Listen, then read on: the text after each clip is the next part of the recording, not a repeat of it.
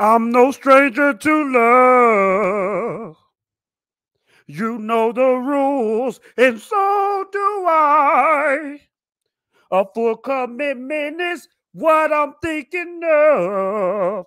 You wouldn't get this from any other guy. Never gonna give you up.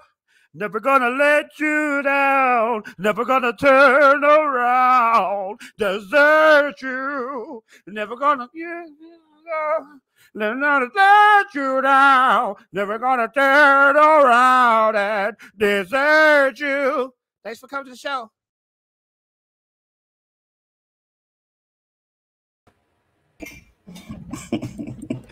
Never gonna give you up. Give you I'm with you, bro. up. Never gonna give. Hello there. Woo! Welcome to the Dark Council Network. We here. We got 30 people in here. Make sure to smash that like button. Dark Council's in the building. The best show on YouTube. Yeah.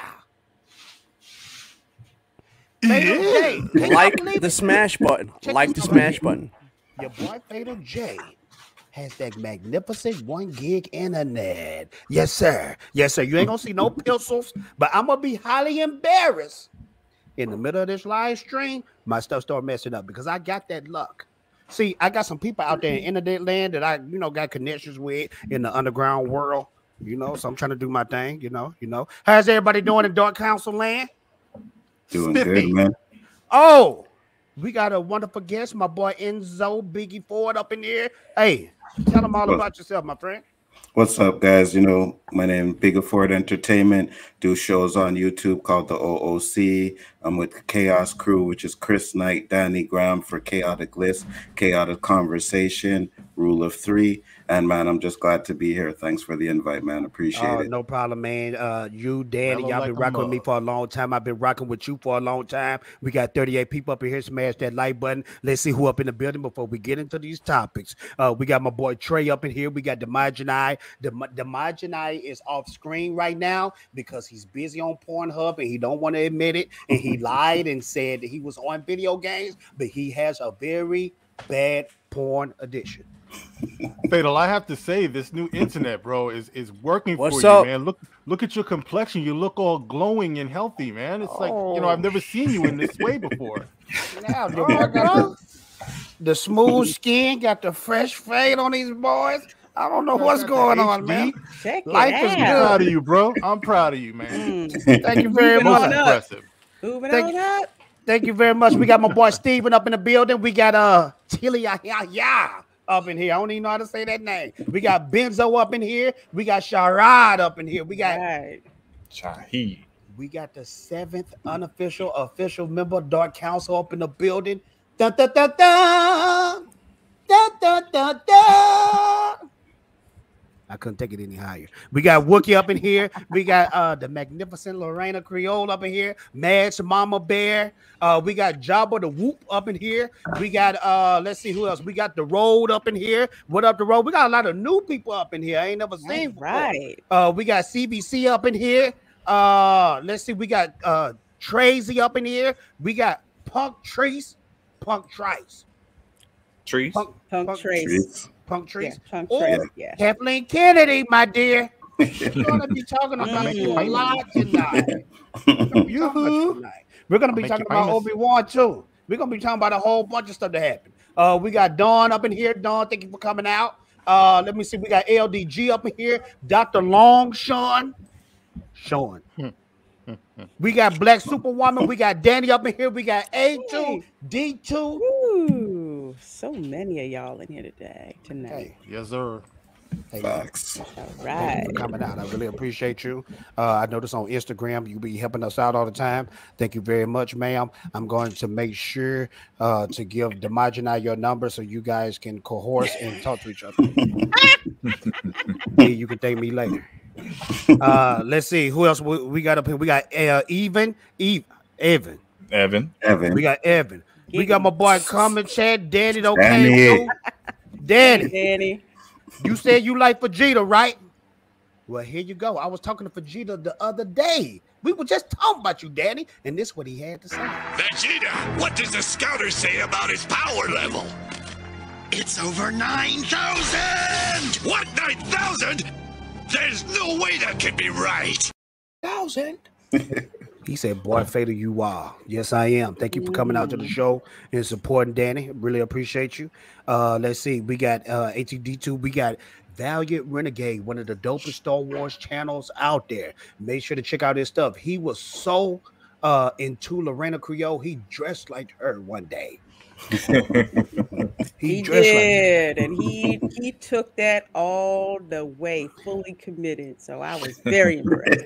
Now, Renegade, I must tell you this, my friend. Sometimes you can be a little annoying, but I love you so much. You so much annoying, you like the marginalized cousin, right?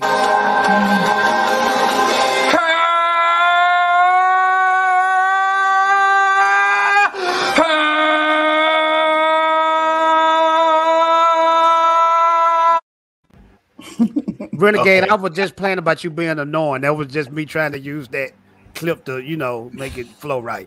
He says, Fatal taking requests. Tom Jones is not unusual. Mark gonna do that one next. And you have to dance like Carlton breaks for fish.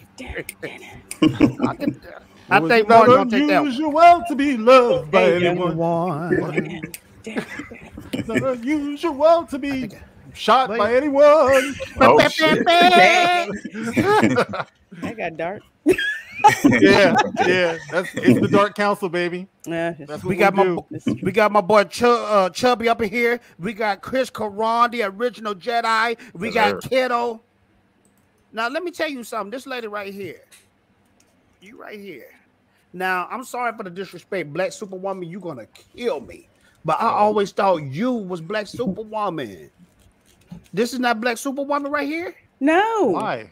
That's not her. Who know this lady? I mean, she be helping us out on Instagram promoting Dark Council, but I just want to know who she is. And we got 48 people up here. Smash that like button so we can make it 50. Yes, please do, y'all. Now, this lady right here, do anybody know her?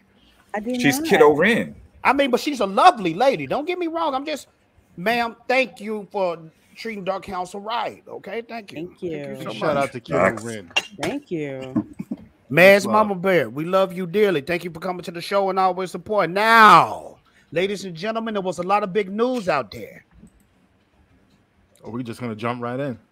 Oh, we're gonna jump right in. Hey, Okay. it's so many topics out there. I can't do it. I can't do the little jokes and little stupid stuff. I do got commercials and stuff coming, but I can't do all that stuff no more. Y'all check this out right here. You guys tell me your thoughts. This right here. I hope this is not the wrong window because I'm gonna be so embarrassed if I show information. I'm gonna be embarrassed for real. Y'all gonna laugh, and I know y'all gonna clip it. My friends, my ladies and gentlemen out there, Obi Wan Kenobi show is coming soon, and this is the concept art. I noticed our friend and brother, Lord Callous, he spoke on this on a video. You guys, we looking at right here, right now. What do you guys think about Darth Vader chilling on the throne, just chilling like he is? What are you guys thinking? Well, hold on. You know what? Forget all that. Forget all that. Okay. Did he kick himself?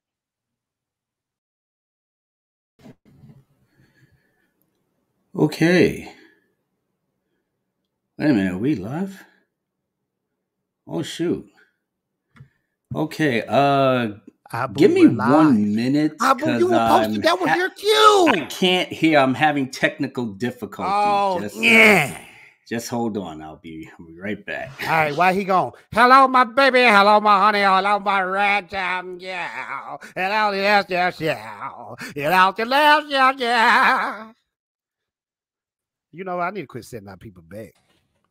Dude, we will not be played with this way, bro. At least let us know what you're doing, man. You can't just be throwing us out and then bringing us back in. I mean, we're not yours to just be us around. I saw my boo in the back, bro, and I thought it was time for him to kick some nice rhymes. That's all I thought. I'm sorry, man. I need to warn y'all, okay? I'm sorry. Yeah, it would be nice. Yeah. We got 45 people in here. Smash that like button while our friend Abu, the mic ceremony, what you call it? The mic master of ceremony. The master ceremony of the night is getting his mover audio of the and crowd. Yes, Move the rocker, the crowd. The rocker of the ladies. Move the crowd. We finally hit 50. Can we get 60? Smash that like button. Sweet. Look, man, what y'all want me to do? Y'all want me to embarrass myself and shame myself on camera for you? Because I probably will. I'm so nervous right now. I pulled it a little bit. Oh my God!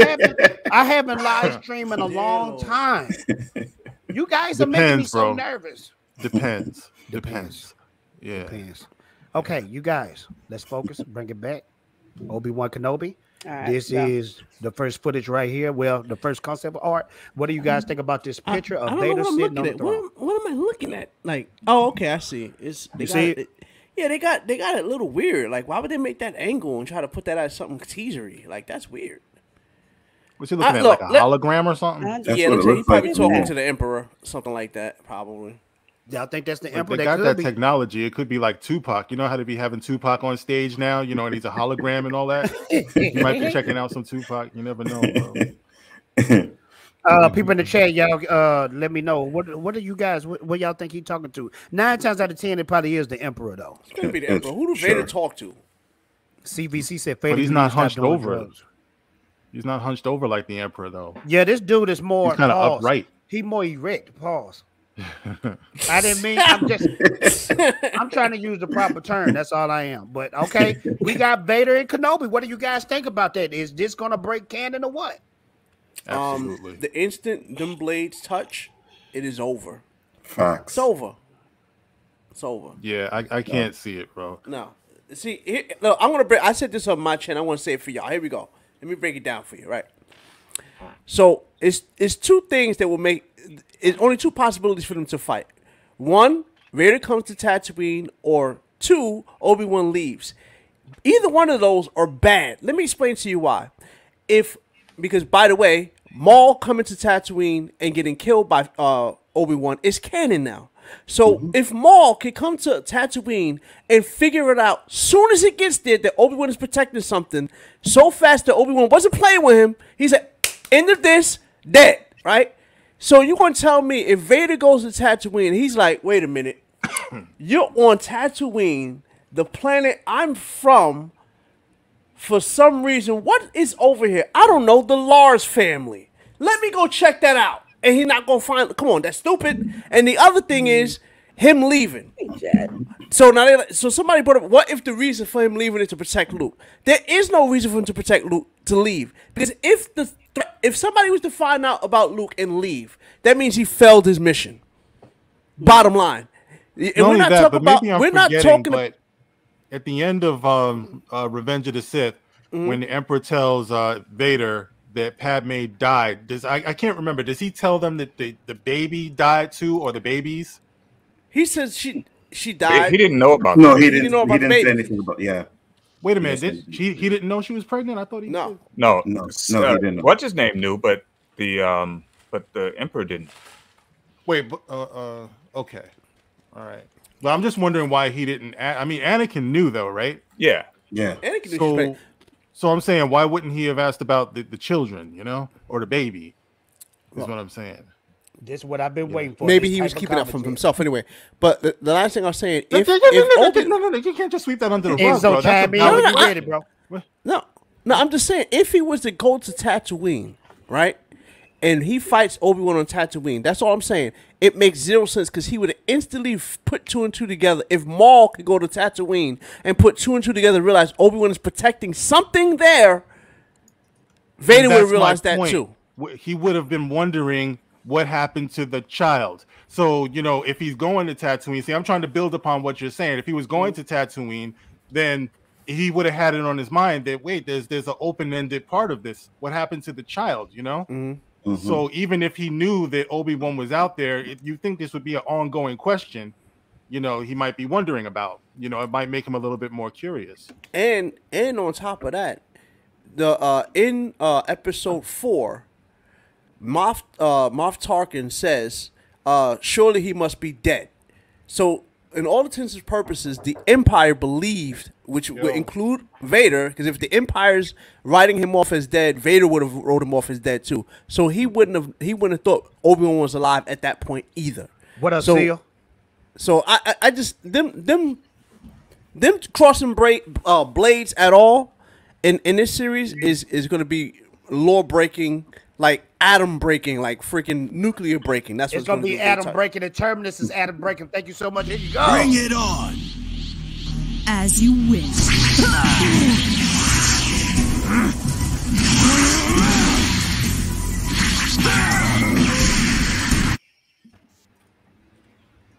Super chat, peace, love, and green boo boo, y'all. Oh my God. Terminus. I see some more people up in the chat. I want to say shout outs to my boy Seal. Coffee with Seal. Hey, Glad you're here, bro. So, Seal Hello. is killing it on this YouTube. Hey now, hey Bringing now. us all that up. Yes. I was on his channel last night. Seal is killing it with the scoops. Seal, start calling your boy and texting me with the scoops so my stuff can blow up. But Ready? the scoops, and this scoops is coming true. Abu, yes, we are ready. Are you ready? yes. Yes. Okay, Let's Abu, do it. can I give you a proper intro? Why not? Okay. Abu Why was not? like, man, please don't. Yeah, I know. No. It got Are you ready? Yeah, boy.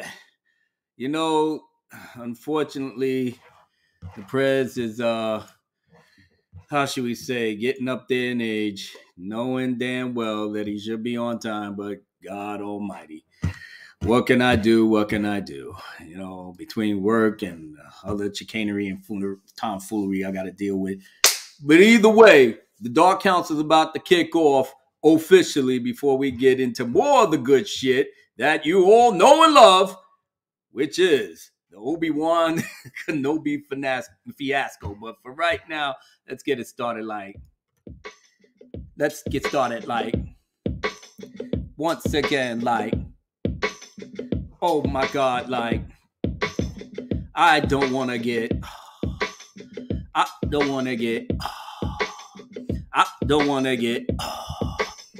oh my God, here we go. Haters in the rear, yeah, don't be scared. Dark Council's back, it's time to get your gear. I bear witness to the fun I subscribe. Supreme as the law, be the one I. The lies that you tell on yourself, no surprise. You can't fantasize on how we can provide the best entertainment that makes you feel alive. You try to resist it, relax, that's your pride. You'll sit your ass down and be a good cheer. Every Wednesday night, you know we be revered. Whether friend or foe, results is still the same. Dark Councils isn't here forever, we will reign. The 6-man team is the best in this game. We get a lot of hate, that's the price of our fame. It's good though, cause we always be the same. Badass motherfuckers that brings the pain. If you tech Dark Council, you know you done. Break them down, you know we do it for fun. You trust Dark Council, you know you done. Watch them burn hotter than the sun. If you test Dark Council, you know you done. Break them down, we do it all for fun. If you test Dark Council, you know you done.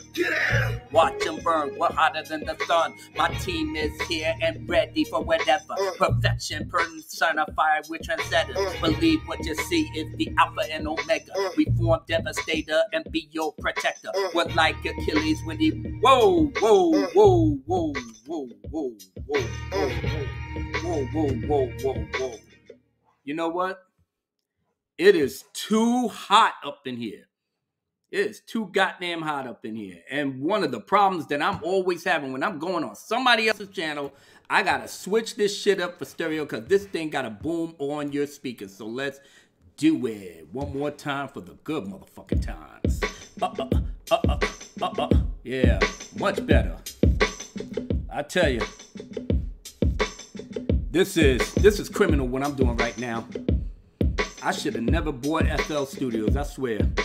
I ain't got no business doing what I'm doing with this shit. But you know. One. For the one. Uh-oh.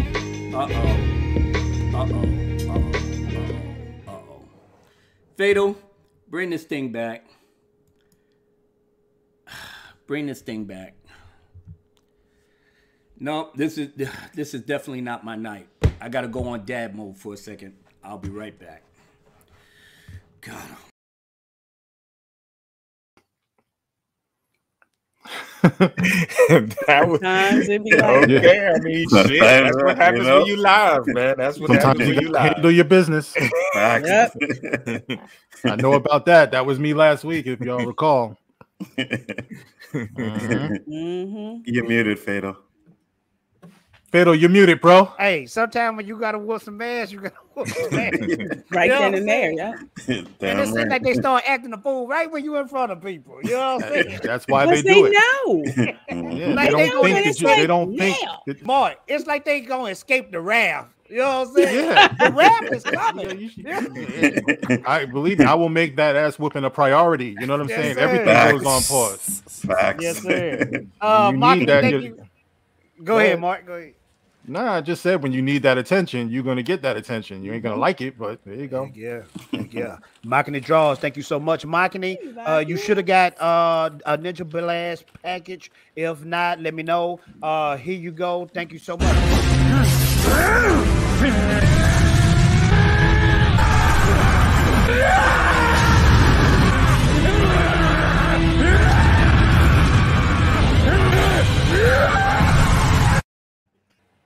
Damn. 52 people up in this mother freaker. Make sure to smash that like button. Thank y'all so much for supporting the Dark Council. Makini Draws with the $5 Hail to the Dark Council. What's up, Makini? All right, Mark. All right, let's get this show on the road. Oh,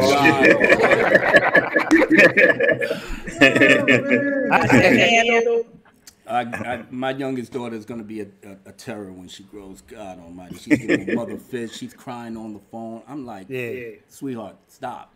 Just stop. Listen to your mother. You know, I'm going to be up there in another month. Just calm down. She's throwing things. She got your temper. Thanks for reminding me. All right, ladies and gentlemen, I humbly apologize for the nonsense that I'm going through right now. But Fatal, if you indulge me one more time. Before we do that, Abu, we got our boy Master Swag. Oh, Master Swag King. I was on his channel one time, too. We had a lot of fun chopping it up. Good dude. Very good dude. I'm not gonna read that because that's mad sus. But he said, "Sup everyone, Enzo, Master Swag, thank you so much. Here you go, my friend."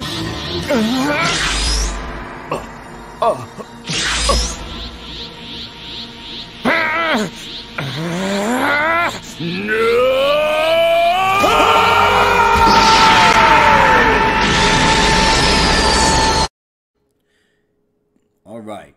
One more time for the good time, folks. Like I said, I'm sorry. Dad mode doesn't wait for no one, but you guys are very special and you deserve the very best. Let's ride. I got to get a new job. I got to get a new job with benefits. Nobody's not paying me enough to go through all this headache and heartache. But I love my babies. What do you want me to do? One more time for your mind.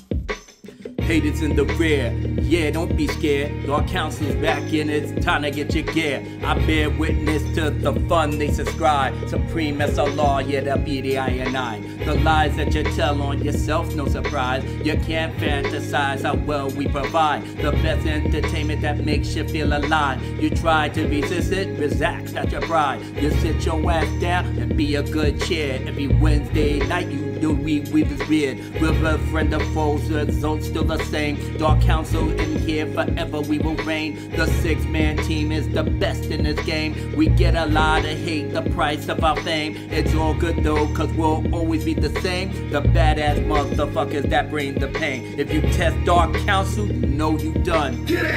Break them down, we do it all for fun. You test Dark Council, you know you done. Watch and burn, you're hotter than the sun. You test Dark Council, you know you done. Break them down, we do it all for fun. You test Dark Council, you know you done. Watch them burn, we're hotter than the sun. My team is here and ready for whatever. Perfection personified with a trendsetter. Believe what you see is the Alpha and Omega. We form Devastator, be your protector. We're like Achilles when he ran up on Hector. Murked them, then proceed to run up in the sector. If I get trapped off, I'm cruel under pressure. Cause the Dark Council will be the interceptor. Master the scriptures will make your life better. Cause in the afterlife, yeah, God's the investor. That's why I need to go ahead out the Mecca. Get that knowledge, come back and go get that cheddar. Put on the holy robes as I hold the scepter. You clowns better chill out, you're not the mic rapper. You Dark Council rocks hard any weather. Every Wednesday night we be in the selector. If you test Dark Council, you know you done. Break them down, we do it all for fun. You test Dark Council, you know you done. Watch them burn, we're hotter than the sun. If you test Dark Council, you know you done. Hold it down, you know we do for fun. If you test Dark Council, you know you done. Watch it burn, they're hotter than the sun. Home and smiley with the one Ichidan. Easy brethren, Dark Council rule the land. Grey roof no longer southern of the swan. Don Salah con teaching everyone. Drum 3PO, him a true gentleman. Walk with the sea, the style and fashion. Dmajini is the mic musician. Lord Callous is the article done. Vader J, incredible, you understand? 6-man team, them are ruling everyone. But sucker brethren, when you touch the microphone, some ear boy one test, he knew he's on his own. But know that he dead stepping in a danger zone. For 5 in the hizzy, I be like Slice alone. Your boy Mad Max up in the Thunderdome. You're home alone while I go close at the tone. If you test Dark Council, you know you done. Break them down, we do it all for fun. You test Dark Council, you know you done. Watch them burn, we're hotter than the sun. If you test Dark Council, you know you done. Break them down, we do it all for fun. If you test Dark Council, you know you done. Watch them burn, we're hotter than the sun. If you test Dark Council, you know you done. Break them down, we do it all for fun. If you test Dark Council, you know you done. Watch them burn, we're hotter than the sun. If you test Dark Council, you know you done. Break them down, we do it all for fun. If you test Dark Council, you know you done. Watch them burn, we're hotter than the sun like that. Oh my goodness, finally. Man. I can't stand it. And I know you all demand it. One time for your mind. Keeping things online. The best show on YouTube has officially started off late as a motherfucker though, but that's alright. That's alright, because you know, the best is yet to come.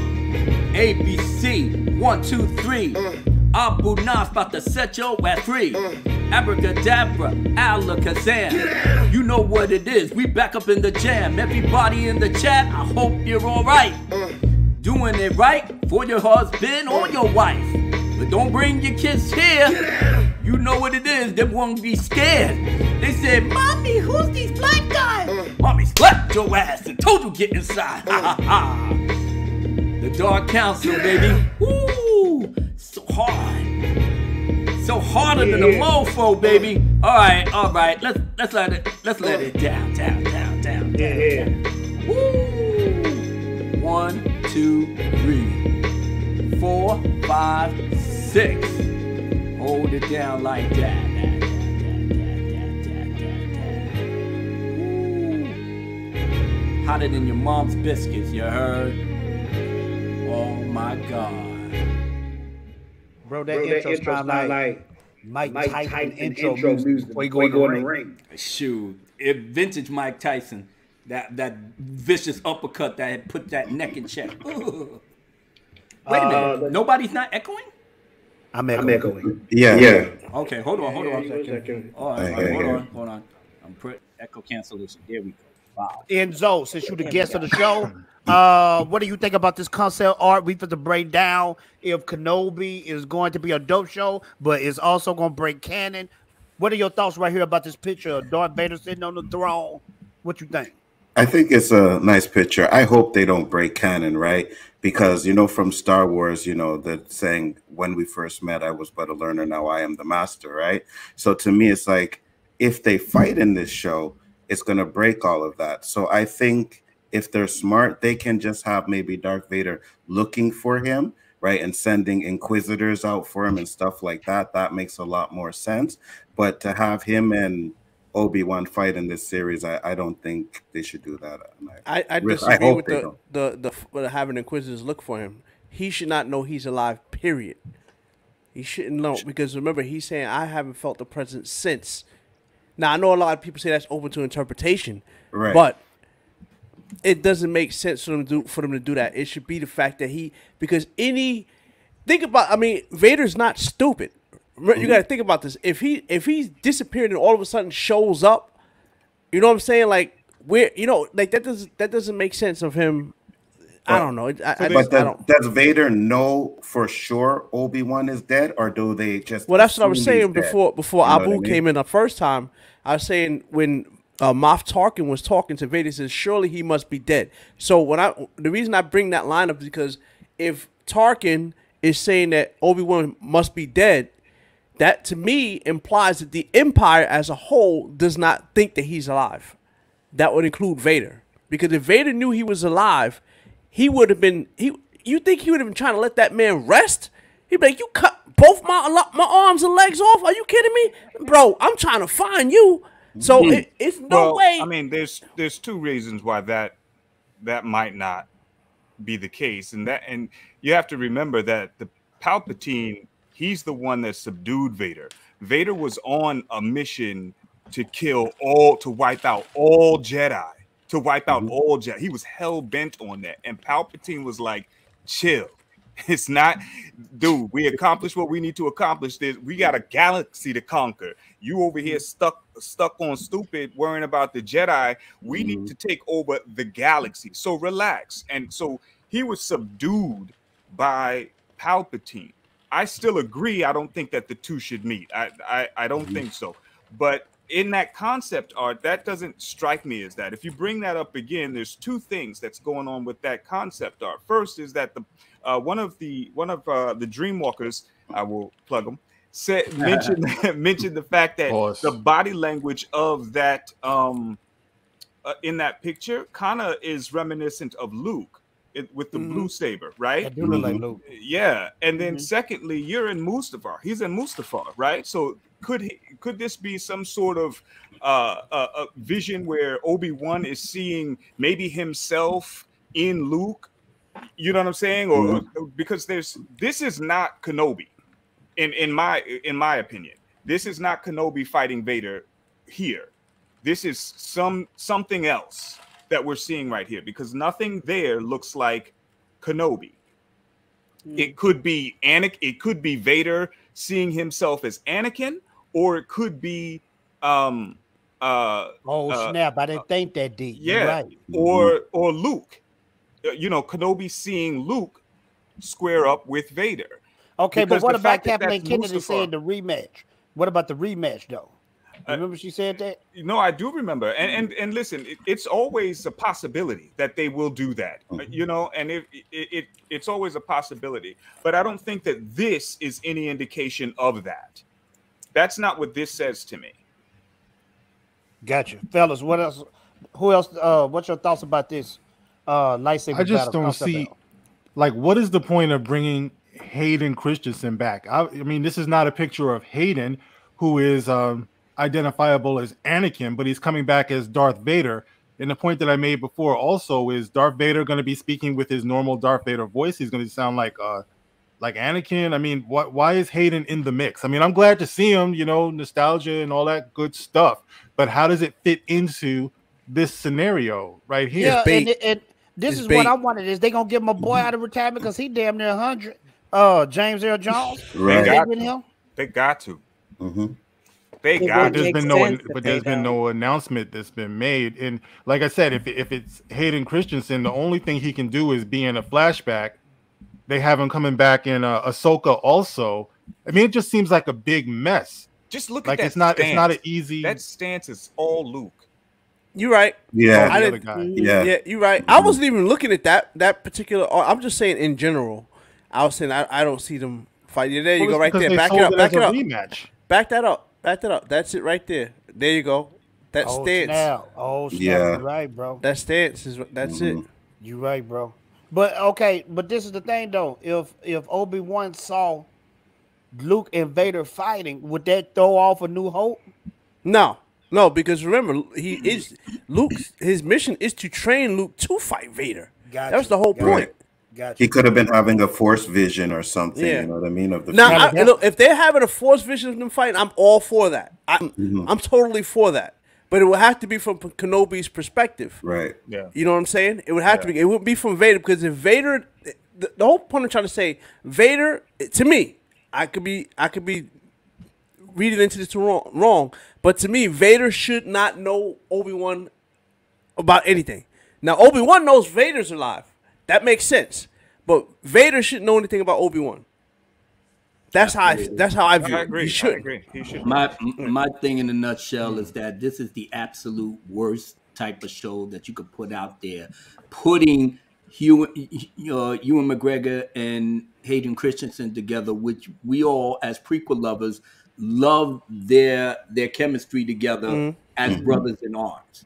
You know, I am so torn behind this damn show. I really am, because in one way I'm up here freaking trying to smash this shit into the dirt, because you do not have Obi-Wan fighting Vader under no circumstances outside of episode 4.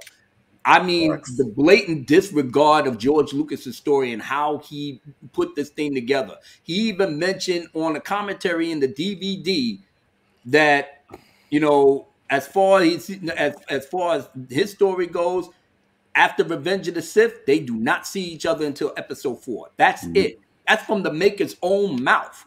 That's his story. So you're just gonna circumvent his story to try to fit whatever bullshit because we all know what this is. You're trying to win our hearts. It's bait. I just said that. Well, you remember when After Kathleen you- Kennedy first announced this at the investor event last year, where she said it's going to be the rematch of the century. And people like us were like, we already know when that happened. That happened in A New Hope on the Death Star. So you're trying to tell me that you're going to have a series based on flashbacks? To me, that doesn't wash for me. It doesn't wash for me, but I'll tolerate it just so I can see Ewan and Hayden together. Give me backstories of the Clone Wars and the good old days. I'll be fine with that. You know, you want to have Obi-Wan Kenobi have dreams of him fighting Vader. You know, I'll dreams of fighting Vader. I can handle that. But do not tell me he's going off on adventures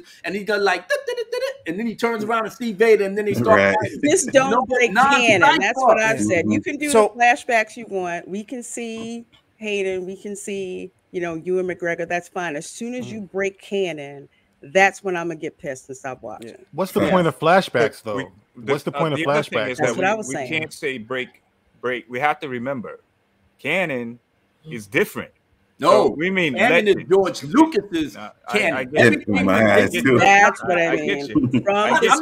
you, Callous. You gotta get that hustle and do the Star Wars thing as a. And it ain't about that. I'm just mean from what it is. When we have to remember that. So the canon that they're trying to create here, it just looks like they're trying to connect dots to the ST. Exactly. So, what you're gonna, everything is gonna do that. Everything is gonna do that.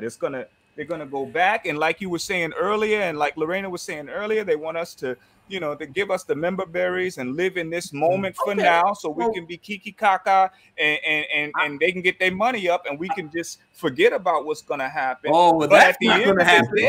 That shit's not gonna happen. But see, Abu, we finna be dead and gone. You have to remember, when they first dropped before Force Awakens first came out, they announced, this was before people were shitting on it, they announced that anybody born in 76 or that saw Star Wars in the movies, you will not be alive by the time they're finished making their movies. Remember that. They said that in the very beginning, bro. So they're gonna play that waiting game. It's okay. You didn't like it? Yeah, but I said that. They're some good shit here. I know, but you know what? This is why we're here for, though. As long as I'm breathing and living, You're not going to get that free pass. You're not going to sit up here and just do what the fuck you want to do to push that ST bullshit because you know it failed hard. Nobody gave a fuck about it. No merch was being sold until Grogu came in the building and started smashing the whole thing to pieces. Because he looked like Yoda, they kind of figured, I think we stumbled onto something here. Luke came in, everybody crying like a baby, even big badass Abu Nas was bubbling. Yo, I think we got. And that's what's so crazy is he is not even Grogu does not make the Mandalorian for me. Mandalorian makes the Mandalorian for me because going into that, I was interested in Mandalorian and the Mandalorian culture. That's the story that I wanted told. So I'm not. It's for me. I can take or leave Grogu. I can take or leave Grogu. Tell me about Mandalorians. Tell me about Mandalore. Tell me about the Darksaber. Let's see what's going on. Like I said, get in touch with Karen Travis because she was the one that put that whole thing together and they shit it all over. I'm not mad at Grogu, but the only thing is Mandalorian didn't pop. Mandalorian didn't pop until Baby Yoda showed up for a lot of people. I would say that we would be in a minority where that's concerned. You know, it didn't cross over until Baby Yoda was that first episode. Lorraine, is it okay to say that? Sorry, Mark, but Lorena, is it okay to say that Baby Grogu brought in the women? I would say yes and no. Because I see a lot of women with Grogu stuff, like merchandise and stuff. I would say it is designed to appeal to women. It is. That may sound sexist, but it's the truth. I mean, I see there, you sit there around, how are you going to appeal to, maternal instinct? You got this little cute, vulnerable, alien here, and you have this father figure protecting him. Obviously, women are going to get attracted to that. If you're going to talk about, say, like your normies who kind of know about Star Wars and not really, they'll see that and think, oh, that's cute. I need to get that, for my kids. So it's kind of a yes and no. It is designed, to appeal to them. But if you have fans like me, it's like, we'll look at that and say, yeah, that's cute. But by waiting for the original trilogy fans to die out, basically what you're saying is they're waiting for the dumbed down fans to kind of pick it up, and they're banking on the new fans being dumbed down to the point where they don't know anything about the lore, totally ignoring the fact that a lot of us brought our families into it, our kids into it. And you guys heard me say a million times, my son is 13 years old. He rejected The Last Jedi as soon as he saw it when he was something like 8 or 9 years old, because he already saw the original trilogy and it wasn't working for him. So they're totally disregarding that this is a family franchise and we watch it as families and we pass it down with that knowledge. That is correct. I was actually just about to say that too. I was about to say what you was going to say, Mark. My grandson, my grandson is 11. My grandson is 11. He is in love with the original trilogy and the prequels. Mine too. My son is my grandson for my oldest daughter. I took my eldest daughter to see the Phantom Menace, and we was blown away. She was only, what was it? She 8, 9 years old at the time. I'm sitting with her. Her eyes pop out when she saw the pod race. My thing is generational. You understand? So anything else behind that's a bunch of bullshit. You're not teaching your kids properly. It's about to be the holidays. What does everybody do? They sit around and watch It's a Wonderful Life. It's a Wonderful Life came out in something like 1918. You know what I'm saying? But people still watch it to this day because it's timeless. We watch The Wizard of Oz. We watch all of March of the Wooden Soldiers. Exactly right. That's one of my favorites. I always watch March of the Wooden Soldiers. Your son like the original trilogy too? Yeah, man. I put him on when he was 3 years old, right? Had VHS cassettes. I had all 3 movies on there. Sat him down, watched them with him, and he has been a fan ever since. That's a parent that does it right. We seen the prequels. He loved the prequels. We went to the sequels, and we both sat there and like, what is this shit? I told y'all this. I tell you like this here. My goddaughter, when she's about 2.5 years old, I showed her the Phantom Menace, and 2-year-olds aren't going to sit down and just sit down. This little girl watched the whole thing, didn't move, didn't want to go to the bathroom, didn't ask. She sat there and watched the whole thing and loved it. You know what I'm saying? And that's the flaw. Like Callous, I get what you're saying. That they're waiting for they want to build their new canon and everything. But here's the thing that they're forgetting: it's a foundation. That foundation is from us. Yeah. If we ain't there, where's their foundation? They might get their new audience, but their new audience is a bunch of dumbasses. You know what I mean? And that's not the way you build a new audience. New audience love TikTok. They want 15-second things. You can't say that the new audience. Let's say in 5 years from now, right? Sequel trilogy is what it is, right? Garbage, right?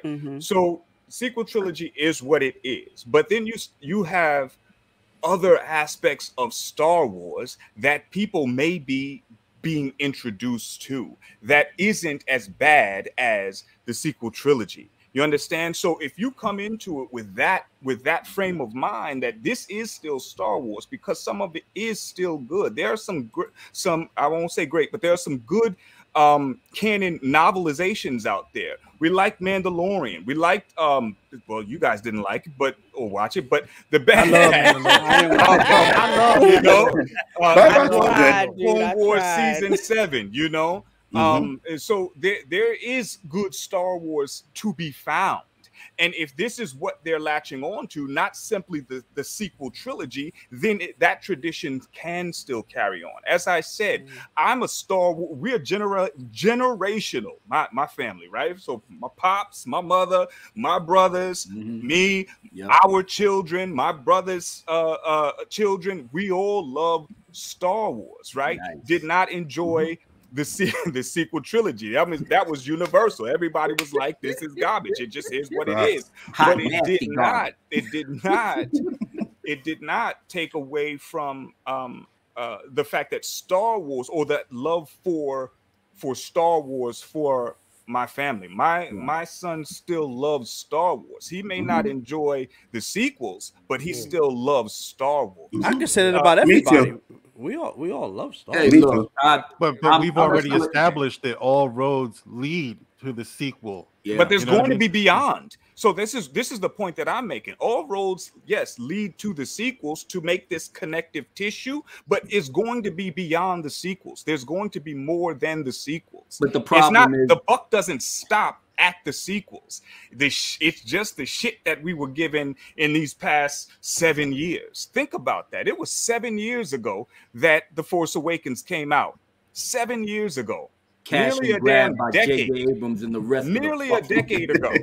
All right, fellas, y'all hold that thought. I got some super chats I need to get to. Our Dark Council brother, John 3PO, with the $20 super chat. Love you guys. Sorry, I'm away again. Drunk, this is what I want to do to you because you did a fake out on me.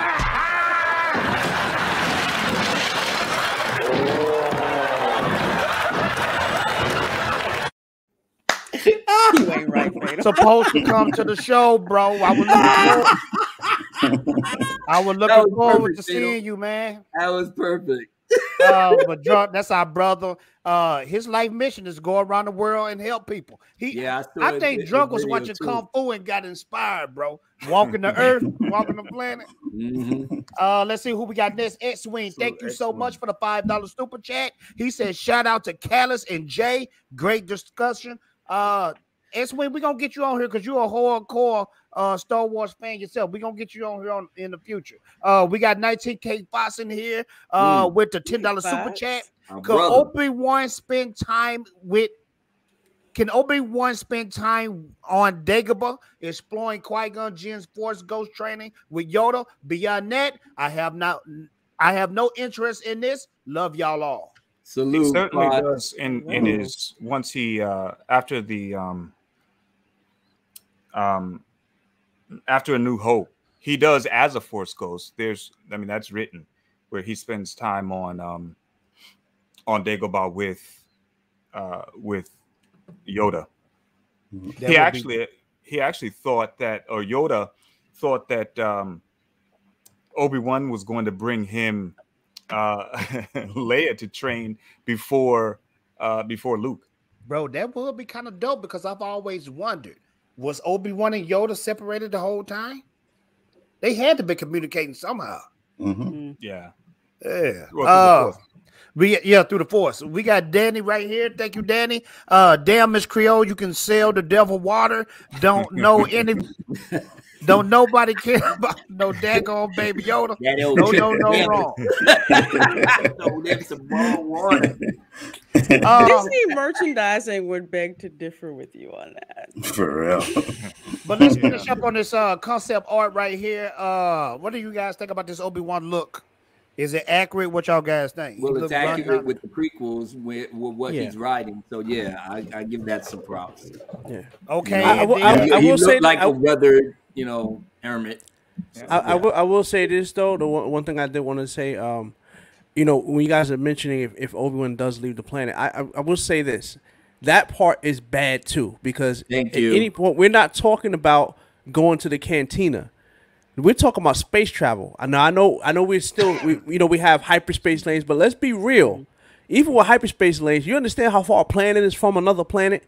For him to leave Tatooine in any way, form, or fashion, leaving Luke vulnerable is failing his mission. I don't care what anybody says. That's failing his mission.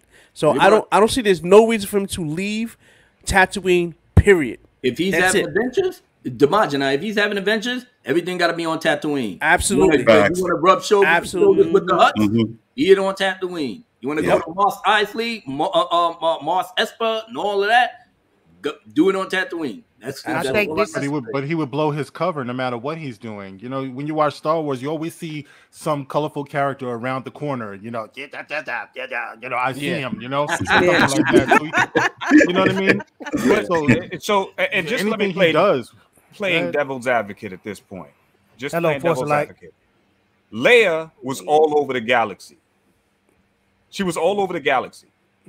Okay, so how would she in any less danger when it wasn't until Return of the Jedi that Vader even realized that he even knew about Leia, that he was, sister, you have a twin sister, right? She was all over the galaxy. She even looked him in the face. In a New Hope. She's the first one that he saw. I will get you on this one, bro. I'll get you on this one. I feel you. I feel what you're saying. But remember this. The light and the dark can cloud each other. The light side could have been clouding his judgment around her the whole time. Just like how Palpatine was sitting in. Palpatine was in the Jedi's face. So if Kenobi left the planet, how would he have left Luke vulnerable? That's what I'm saying. If she was all over the planet, these are twin sisters. These are twins. They are the same person. These are twins. How is he any more vulnerable than she was? Just okay. I'll give you this. I'm gonna play into that. So she was also in the Senate. She had royal guards, and Bail knew who she was. So I'm pretty sure there was somebody there who had that sniper. It's a big around. But that's not what I'm talking about. The only reason why anybody knows that Luke is who he is because his last name would be Skywalker. So the only person that would be looking for him would be the Emperor or Vader himself, right? And Vader already said that he wasn't going back to Tatooine. So that's my point. So how is Luke vulnerable if Obi-Wan were to leave the planet? So here's the deal. Like, okay, I know this is a little EU stuff. We're going to tap into a little bit, but no, that's canon. Talk about that. So I'm drawing like a Darth Crate. I forget his Jedi name, but he was a sand one of the sand people. Yeah. Obi-Wan had to deal with him because he got too close to Luke. Had to chop the hand off. I'm just saying. So anybody got close to Luke. The same thing, like I was saying with Maul. Once Maul got there, he put two and two together. Something's up. So he had to cut Maul right down. There's no plan. Anybody got close to Luke, done. That's what I'm saying. So with Leia, the difference with Leia, the only reason, I get what you're saying. I totally get what you're saying. The difference with Leia is she was for all intents and purposes, she was a senator. She had guards. She had all this stuff around her. And I know Bail probably had people who had the sniper rifle right behind her. She probably didn't think, oh, that's just my guard. She probably didn't know. Obviously, she didn't know who she was, right? So he probably had her with some elite forces all the time, right? And plus, like I said, with Leia, if anybody tried to figure out the light side around her, probably was clouding their vision, so they wouldn't know who she was either. Like they would feel it through force. Saying, just wait to see how it's written. No, I got you. I got you, but it's not improbable for him to leave that planet. That would not be. That wouldn't be the same as Vader and Obi-Wan fighting. Yes. So it's pretty much the lesser of two evils. Yeah. Now, the other thing too, if he's going for a year, something like, but if he's like, you know what, let me take off for a hot minute, I'm gonna go head back to Coruscant. Yeah, you know, I'm gonna just go ahead and I'm coming back. I'm getting a drink.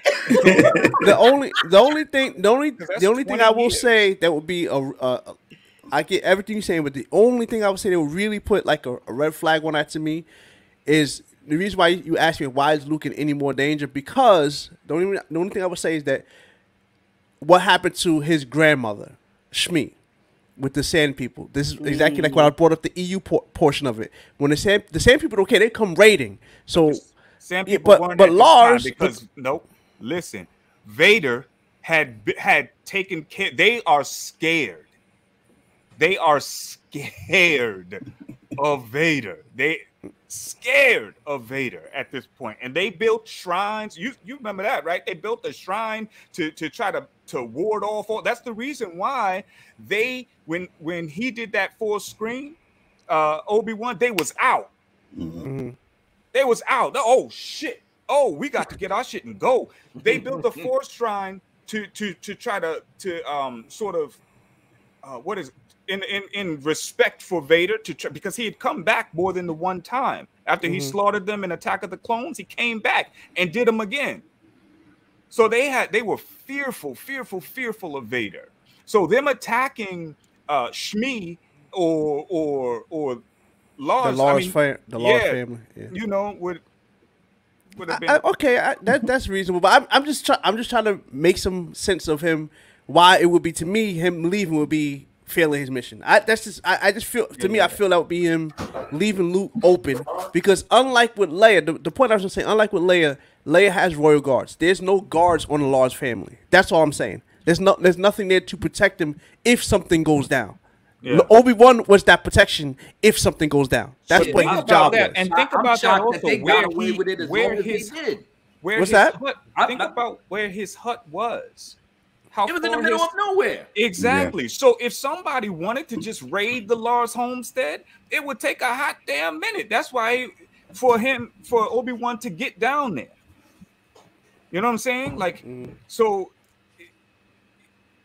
it's not impossible. It's all I'm saying. It's not impossible for him to or to think that in 20 years that he never left that planet.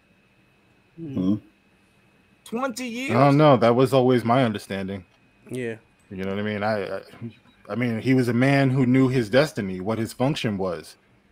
And that was always your understanding as of 1995 when he told him, right?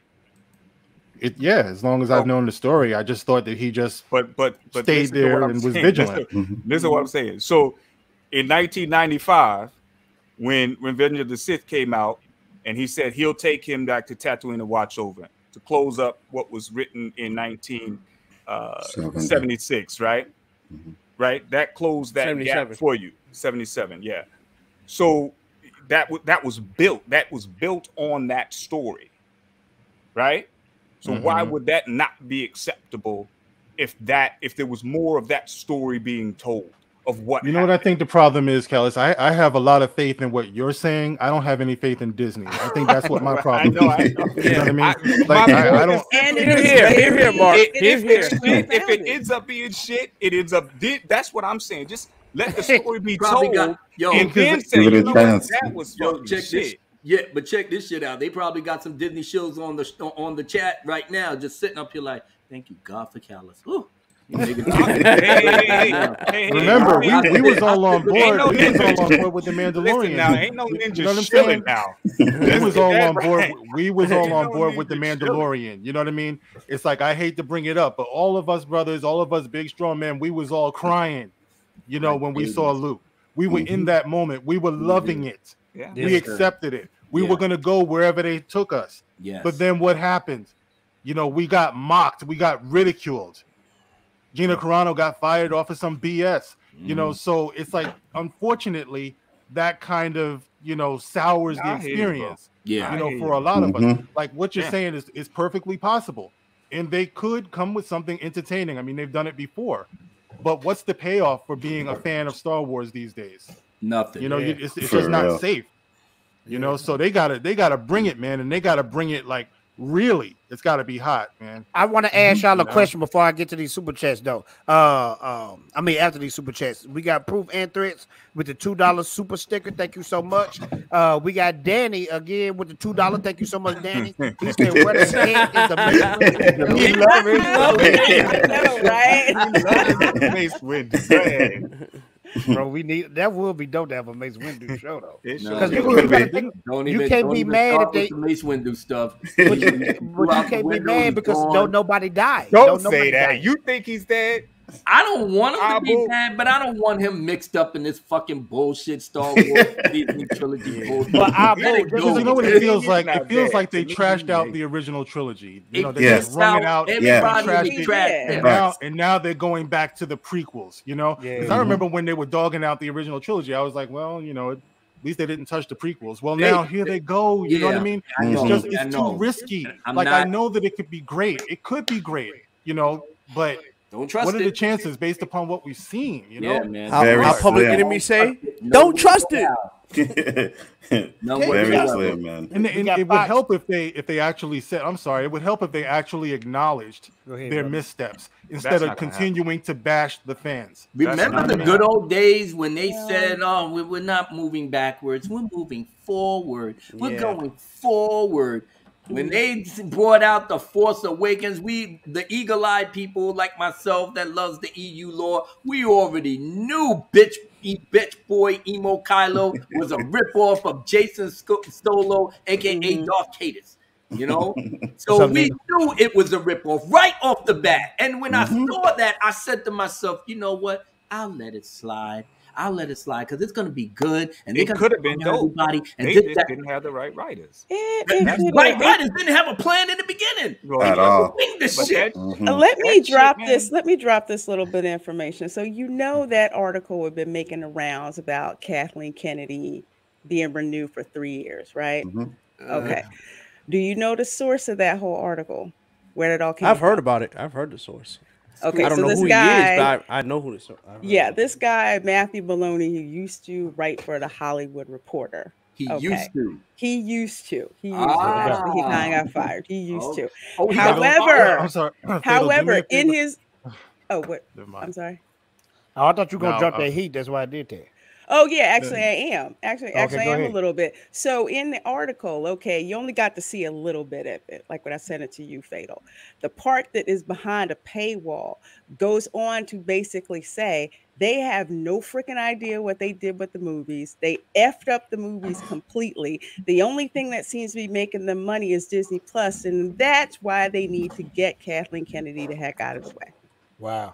So they already know the sequel trilogy is crap. It's not making any money. And the only thing that they have now is what they can put on Disney Plus, and they cannot afford to have that stuff bombing on Disney Plus. Wow. I can agree with that. That's out there in the industry right now. So they know. It's like Kathleen Kennedy, yeah, you screwed up. How can you F up Star Wars? That's pretty much it. How can you F that up? And since you can't figure it out, you need to get out the way and let other people do it. So she'll be still hanging around in the shadows. I hope she stays indefinitely. Oh, Let her stay the boss. Let her stay the boss. I want her to stay the boss. It's not her you have to worry about. It's her minions you got. I know. I want her to stay the boss. I want Ryan Johnson to be the Ghost Rider. No, I want Pablo Hidalgo to stay there, leading the story group. Do it now. He's not going. I want to scorch the earth too, but I don't want to do it. Listen, I give her something to do. Give her a couple of awards. Let her stay in the corner. You know. I told y'all, I'm good. Makes more sense. That makes more sense. If you cannot even think at this point that the sequel trilogy was garbage, Universal, where people are actually coming out saying that shit sucked and it was nothing to do with Star Wars and no money was being made. Galaxy's Edge was a fucking bust. It still billions of dollars wasted because you went after the Fruit Loops, the gender studies group, and yes, the pronoun kids. Yeah, they went with these 3 food groups on Twitter that was screaming the loudest, and you gave up on the legions of fans that was there for 40 plus years that brought their children and their grandchildren to buy the merch and everything. How is this not elementary, my dear? But you want to give her 3 more years? Give her 3 more years to do what? Fuck up more shit? Then just like as you said, Lorena, if they're gonna have her there, because Hollywood Reporter and Variety didn't report on her being officially back. I said it in my video the other day. I was like, look, they probably doing this shit under the rug. Look, listen. Totally on the DL. They know she is freaking poison, but they got to freaking deal with it. What is it? Keep your friends close and your enemies closer. They pretty much keep her real close. That'll be like somebody. I know somebody said something about Indy being pushed back. And it's gonna be like another year, some change. Yeah, Indiana Jones. So Indiana Jones. Yeah. So that's pretty much up until Indy is out, and she'll probably just bow out gracefully. Yeah, that's what she wants. That's it. All right, y'all hold that thought. Let me get big shout to Drunk. That's what he's saying, that she won't leave until that's done. Yeah, Drunk said that. That's right. So it makes sense. Drunk got that inside source. 19K Fox, thank you so much. Here you go, my.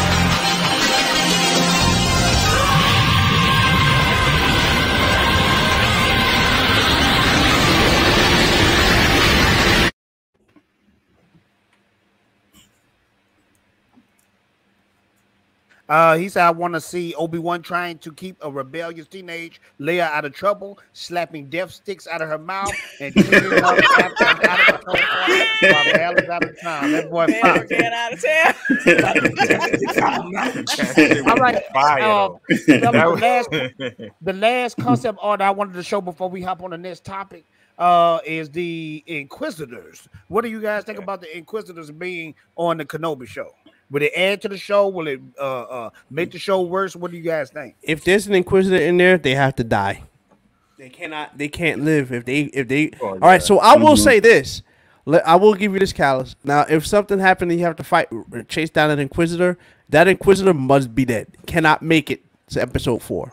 Yeah, absolutely. Well, yeah, that the Inquisitorius is gone by then. So yeah, I mean that's absolutely right. And this one right here, to me, looks like the second sister. I said that in my video. The second sister is the one from the Jedi Fallen Order video game. Yeah, by her helmet, also by the ship that she's on. That to me looks like the second sister. But didn't Vader kill her in the game? Exactly. So that's why it'd be kind of how could that be the spoilers for us that didn't finish the game? Oh, sorry. Well, bro. I mean, come on, bro. I don't care. I don't care. I don't care. If you ain't finished that game by now, bro. I got it late. Anyway, it was a gift. I told you I wasn't going to buy it. Somebody bought that for me. So I'm sorry. But Vader kills her. So anyway, we got Danny with the $5 super chat. Jedi plus Sith plus hard body too. Don't like hard body. Okay, let me try it again. We got Jedi plus Sith plus dope lightsaber scene. Dope space dog fight equals hit profitable movie. Damn, it ain't that hard. I tried my best to read that. That's facts though. You know what I mean? So Jedi, Sith, dope lightsaber scene, dope space dog fight. That's a profitable movie. Hey, that's why Rogue One did good. That's what they're saying. That's why Rogue One did good. They gave us the good shit. You know, even though it's not really canon, but you know, it's still the good shit. And I appreciate you entertaining me with Rogue One. You know, gave us great dogfight scenes, you know, in space, you know, reminded me of the Endor battle. And then you got Vader down the hall. Help me! Oh God, Jason, help me! They was panicking. I was like, get him, Vader, get him. The only thing I liked from Rogue One, to be honest with you, was the end scene with Darth Vader. That's what they did. That was their money shot. Like my boy, money shot. Like my brother, Saw Guerrero. Lies, deception. I didn't like his voice. I was like, why the hell is he speaking like that? And then the other characters, I didn't like them at all. I thought they were bland and boring. Before we go on to other things, this thing with KK is the center of everything that we've been discussing in terms of Star Wars up until this point. We were all fucked up behind the Obi-Wan thing because normally if KK didn't have a dirty mittens on it, if KK was to listen to George Lucas when he told her that I got the treasure trove, use this, Kathleen, we wouldn't be in this mess right now. So I have to, as a responsible YouTuber, try to pinpoint it in the best way possible how this whole KK issue is going to end up. And yeah, buddy, Mr. Fatal J, will you allow me to set the stage? Yes, sir. But hey, before you set the stage, I want to do a commercial break. Oh, yeah. Here we go. Can I do a commercial break? Yes, you can, because you got to pay the bill. Go for it. Okay, you know how we do, everybody. Dark Council. Don't put my name in it if it messes up. Don't put my name in that. Okay, Abu. Yeah. Thank you for letting me do the commercial break. You guys stick around because Dark Council got to pay some bills. You know how. Hey, you're not my friend.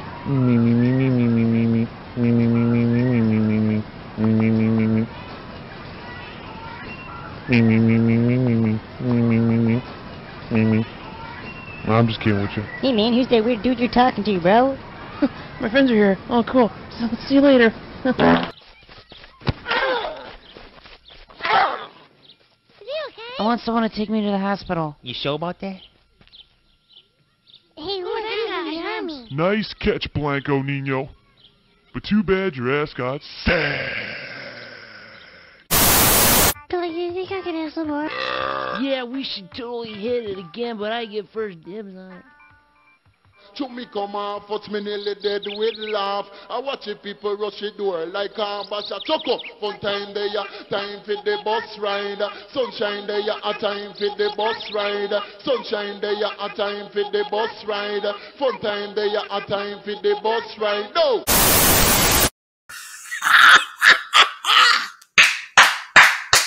That is my shit right there. Oh man, Fatal, I gotta get a clip of that. Gotta get a clip of that. Well, what a way to start it off. And the kid just like sang along with him. That is some good shit right there. Fatal, I'm proud of you. All right, let's get this going. Say hello to the bad guy, Kathleen Kennedy, as she gets 3 more years to sit up here and fucking just keep breaking our hearts with the dumb shit that she does.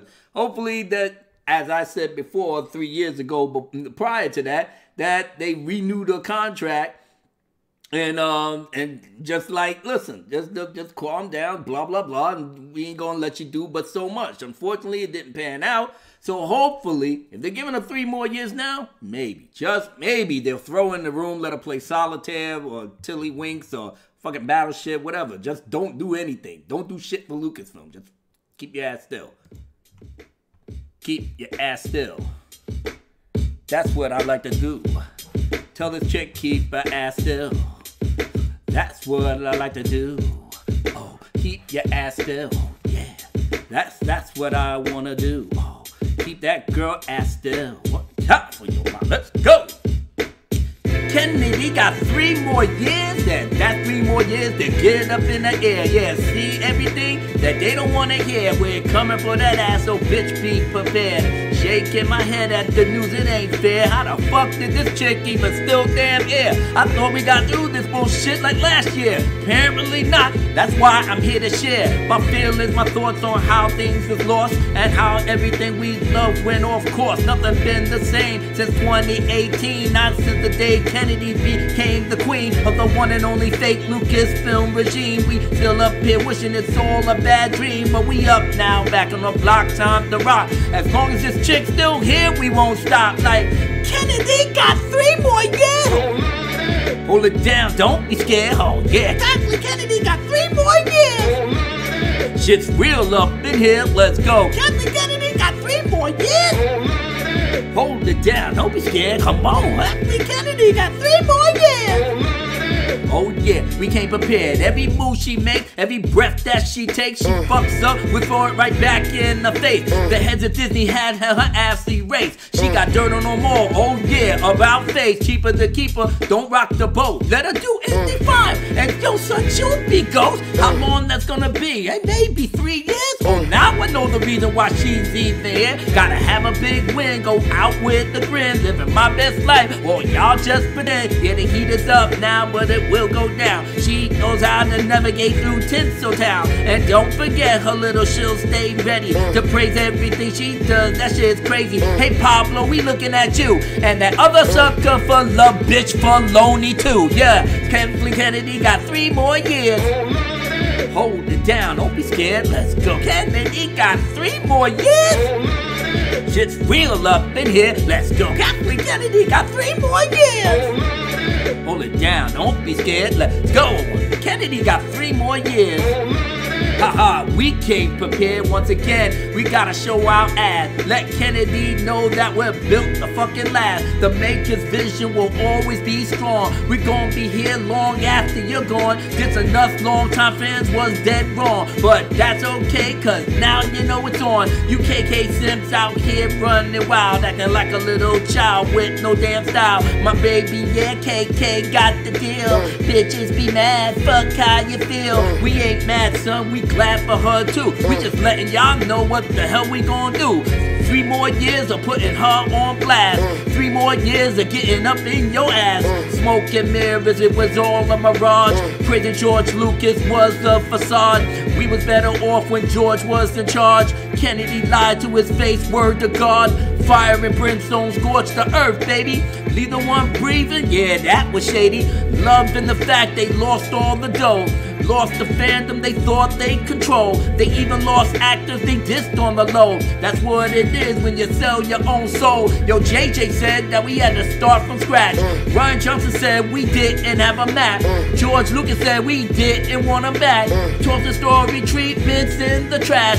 Lying to him saying we're a perfect match. With all what they wanted was his damn stash. His life's work was always first class. Better than anything they tried to rehash. But Kathleen Kennedy got 3 more years. Hold it down, don't be scared, let's go. Kathleen Kennedy got 3 more years. Shit's real up in here, let's go. Kathleen Kennedy got 3 more years. Hold it down, don't be scared, let's go. Kathleen Kennedy got 3 more years. Oh man, we so prepared, let's do it. Kathleen Kennedy, goddamn that bitch. I know, but ain't the switch, let's go. Kathleen Kennedy is back on the block. You know it don't stop, let's go. Kathleen Kennedy, oh my God, why? Hey man, I can't survive, let's go. Kathleen Kennedy got 3 more goddamn years. That's right, we came prepared like that. Oh my goodness. One more time. For your mind. The queen bitch is back. And she's gonna relax.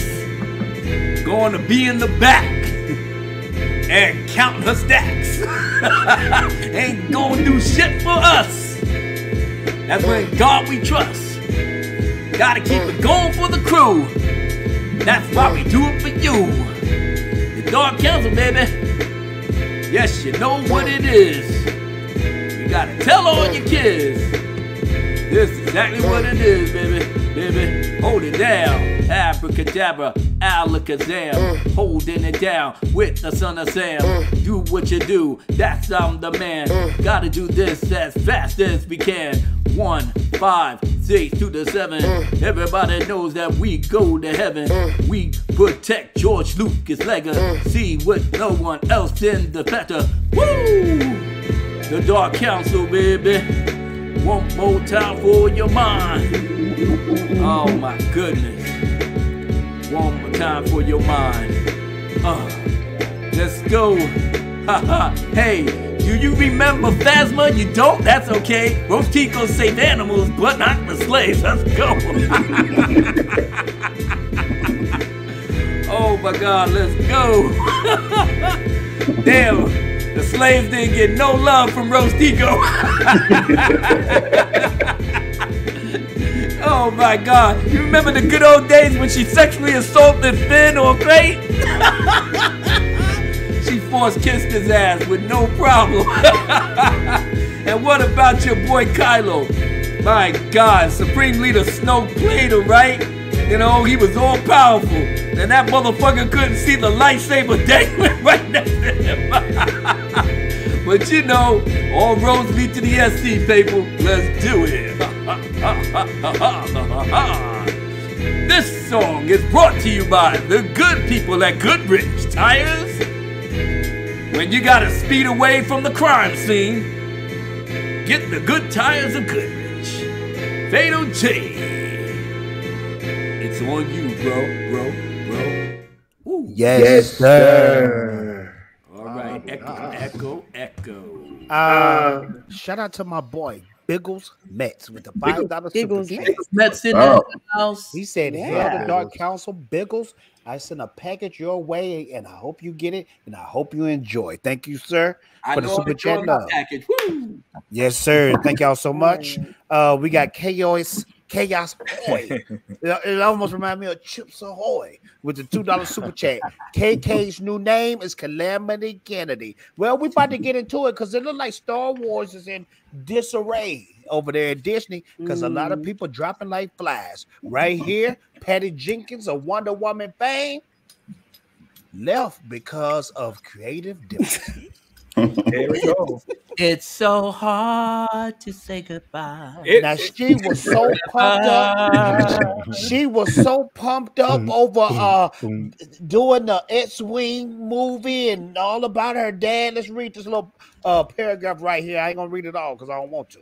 It says right here, it's claimed the reason the Star Wars Rogue Squadron movie isn't happening is because Patty Jenkins parted ways with Disney over creative differences. The report comes from former Hollywood Reporter editor Matthew Baloney in an article titled "It's Time to Take Star Wars Movies Away from Kathleen Kennedy" at Puck.News, where it said things went sour because of dreaded creative differences, and Jenkins couldn't agree on the script with Lucasfilm executives, including Senior VP Michelle.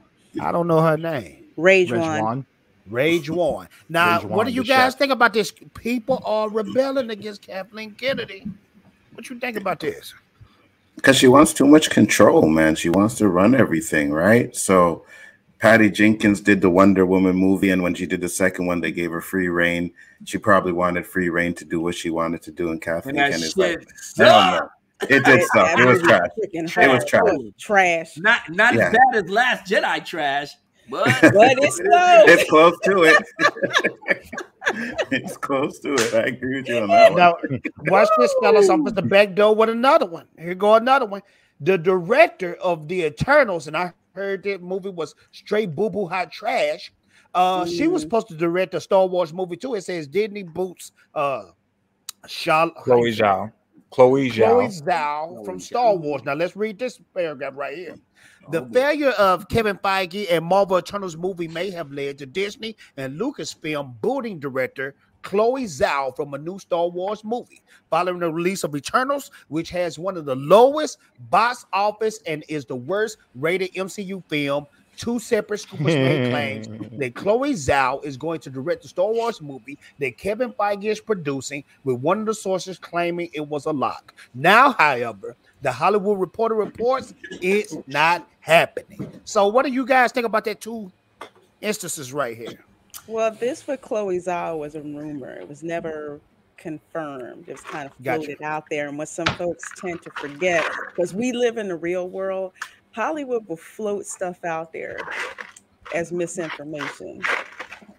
So it's probably out there to say, hey, Chloe, you know, you just came off of Eternals. Maybe you can get in good with Kevin Feige, you know, direct that new Marvel's movies. And then the money came out about how much Eternals didn't make. And it's like, no, we don't. We good. Yo, we good. you're only as good as your I got a product. chance to see Eternals with my free AMC pass. Oh, you did? So Want it back? Enlighten us, Lord Commander. You kind of like me with Solo. I want my points back. So was it trashola? D don't hold back. Pause. Hot garbage. Listen. Trashola.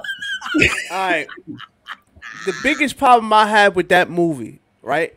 It would have been fine if they didn't do the Thanos 5-year snap. See, that's a huge, giant problem because you cannot say that. Me and Fox was talking about this when we discussed it. What they should have done when they say, "Hey, why weren't you there?" What they should have said was that the premise that they had in this movie is that they didn't want the Earth to get destroyed, right? By an Eternal. I don't care. If y'all want to know about the spoilers. So what's supposed to happen is that not an Eternal, a Celestial is born from a planet. Obviously, when the planet is when it's born, it destroys the planet. So what they could have done, because the Eternals are millions of years old, all they had to do is say the premise that they had right now happened back then, and then they were put on ice basically. And then when Thanos made the snap, it released them. That's all they had to do. They could have did that. But what they're saying is, oh, the Celestials told us not to get involved unless it was a deviant, right? Now here's the problem with that. Can't get Like what's his name's father, right? Yes.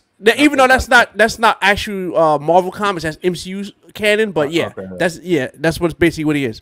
So rather than saying, you know, oh, that happened, and then they were basically put on ice until when Thanos makes the snap, it actually inadvertently releases them. That would have made more sense than, oh, the Celestials told us not to get involved unless there was a deviant, which, by the way, dumbasses, Thanos is a descendant of a deviant.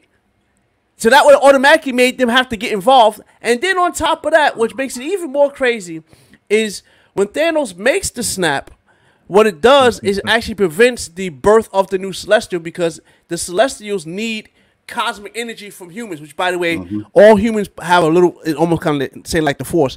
They all have some bit of cosmic energy. So 7.8 billion humans is enough cosmic energy to build, to birth a Celestial. When Thanos makes the snap, it's half. So to me, that's like, wait a minute, that's getting involved with our stuff. So that should have involved the Eternals then too. So D, hold on. That is correct. D, I want you to keep talking.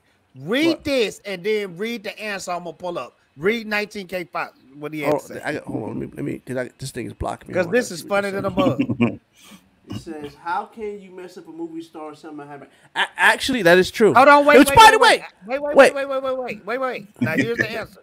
Read the answer. Yeah, well, that is true. Absolutely. Now, no, hold on. To put, I'm glad you brought that up. Facts. They made Angelina Jolie was pretty, like, she was pretty cool as far as power set. I like her being, she basically they're saying the Eternals were basically all of the mythological stories we heard of in the past. That was them, basically. Like, you got Icarus, you got Athena, you know, and stuff like that. So, but here's the thing that gets me. Selma Hayek in this story is supposed to be the top Eternal. She goes out like a chump. You're supposed to be the baddest. How you getting taken out like that? And you talk about having strong female leads. Why you letting one of the baddest people get taken out like a chump? That was whack. Right, and she's supposed to have some powers, right? And when he pushes her in the crate, she pulls up a shotgun. I'm like, wait, why? Aren't she's supposed to be. She has regenerative powers. Yeah. She has regenerative powers. That's her ability. Like, if you have regenerative powers, why are you scared? You should be able to just take people out. Bro, she essentially like Wolverine, but on steroids. Bro, that's like Captain America putting out a shotgun. She put out a shotgun. She pulled out a shotgun. It was there. There was a shotgun there too. Like, why is the shotgun there? Why was it there? Like, there was a shotgun just like right there, and she picks it up and starts shooting. I'm like, okay. Oh, overall, look, if this thing wasn't a Marvel movie and it wasn't attached to that snap, it would have been meh. But being that it had those two big glaring issues, because again, anybody who follows Marvel Comics at all, the snap in the comics was fixed instantly. That 5-year gap was a problem. That MCU 5-year gap, I don't like that whole concept because that creates too much problems in the whole continuity of all of Marvel MCU. Because let me ask you a question real quick though. Is this movie on the same level as Thor: Dark World, or it's worse? I think it's better than Thor: Dark World. It is a little bit better. It's better than that. Oh, and that's not saying much because Dark World was Dark World. It wasn't that bad. I like Dark World. Trash. It was trash. So D, would you recommend this movie? Would you recommend this movie for free? Okay, I'm gonna take that as a no. For free? I've seen it for free. AMC points, baby. Gotta love them. See it for free. Don't waste your money. Hold up. Go see My Hero Academia: World's Heroes Mission. If you want to see a superhero movie, that's a superhero movie. I got hype at the end. Like, bro, I'm not even like the biggest MHA fan, but when you see Deku fighting in the end, I get hype, bro. When he like, I'm gonna go plus ultra, that had me hype. And you know what's crazy? People was actually clapping at that movie.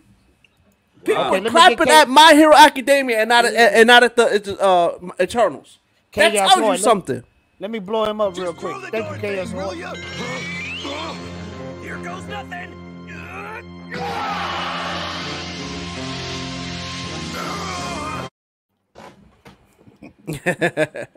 2's new name is Toilet Tube. I think Toilet Tube. I think as YouTubers, we all definitely agree that you can get very frustrated with YouTube at sometimes. Absolutely. But while we're speaking on Marvel, big news came out this week about Black Panther 2. Yes. Let me see if I can. I need to turn on my sound first. Let me see. This is annoying. Yeah, let me share audio first, and then we gonna peep it out what this dude said. It's got me eating Mike and Ike's at I wish I had something to snack on too right now. I got nothing. I will second what Mad's Mama Bear is saying. Everybody needs to go check out The Harder They Fall. Facts. A lot of people are sleeping on that.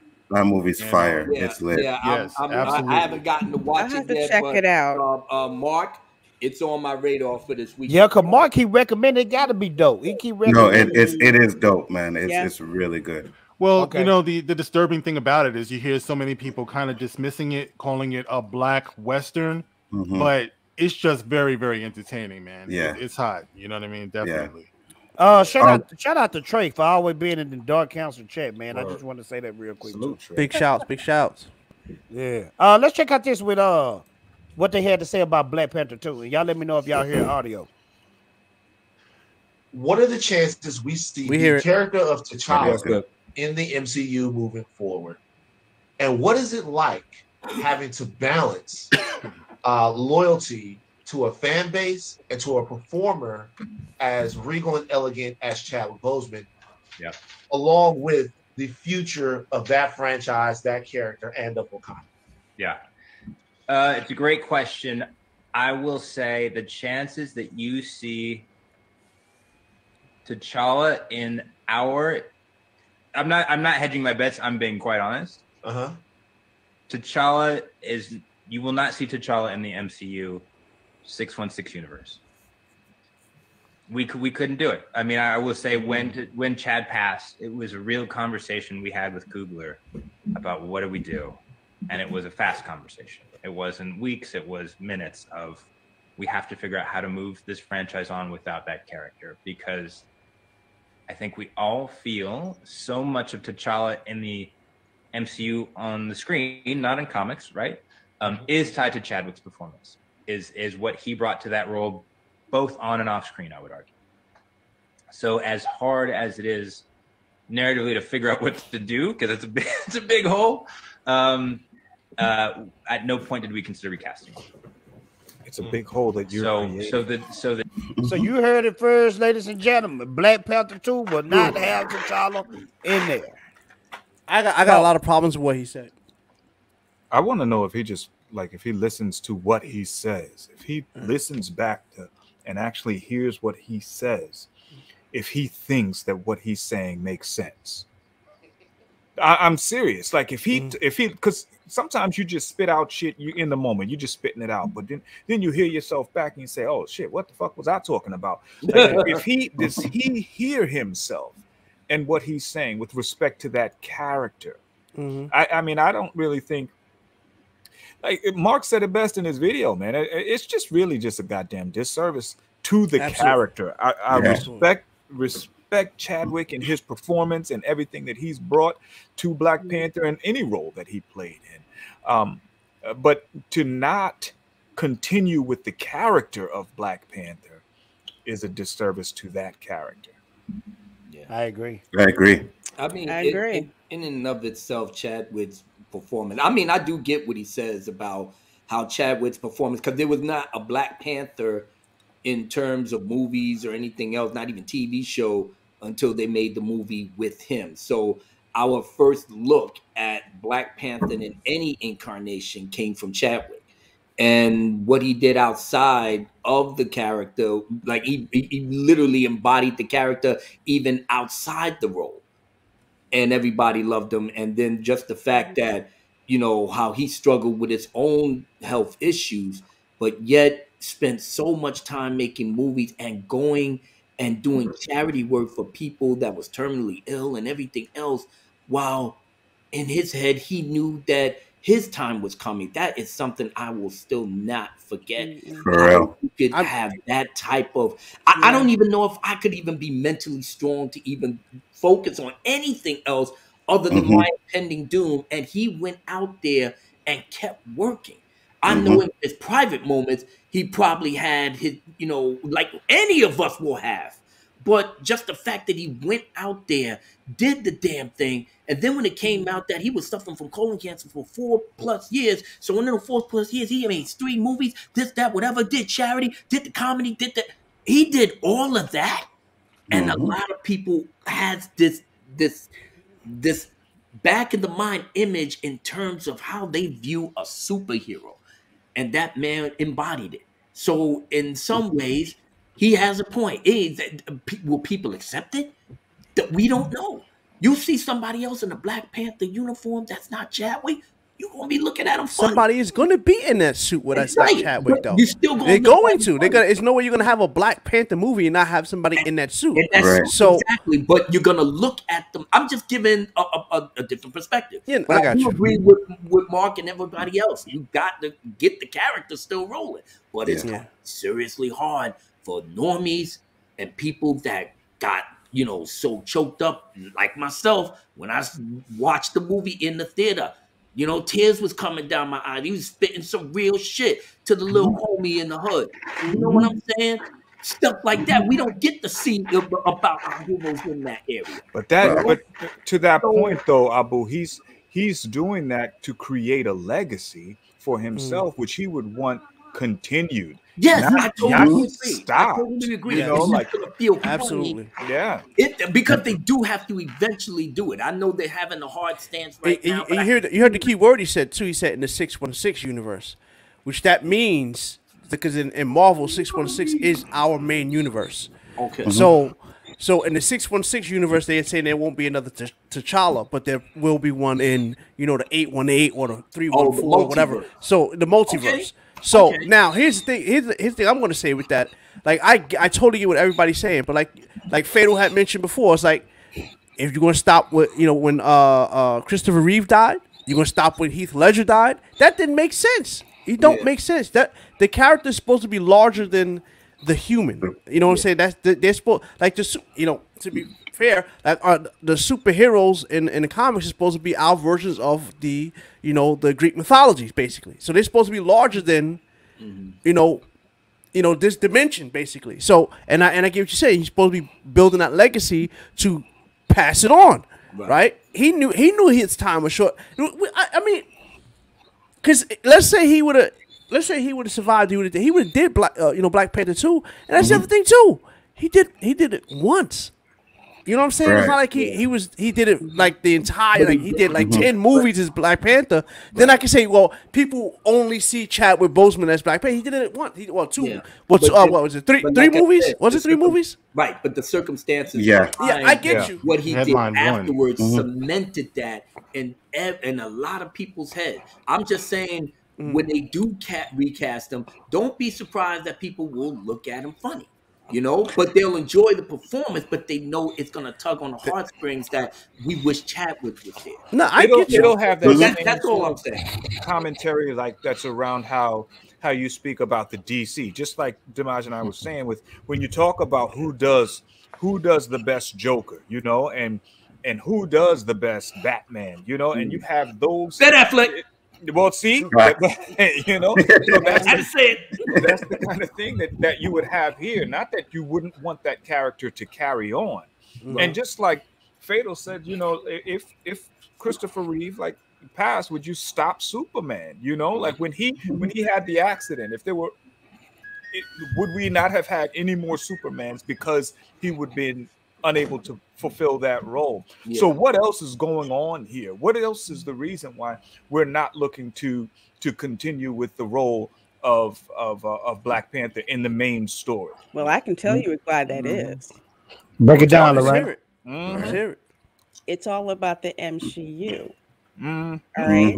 So you notice like what they did with this whole reimagining tomorrow and all that, they are focused on LGBTQ and female characters.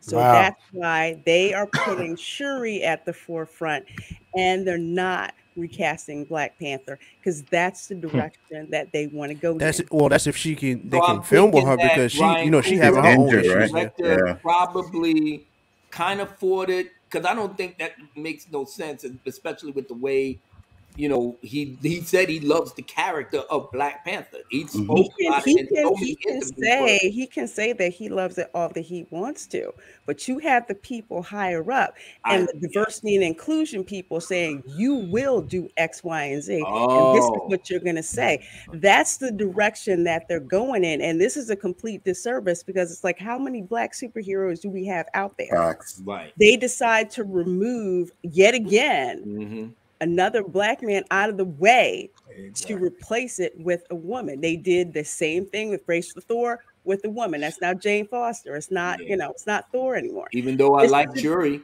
I did like Shuri, but I'm not. I was not happy with that. I was not happy with that. But you have those people up there within Marvel or within Disney. That is the direction that they are going in.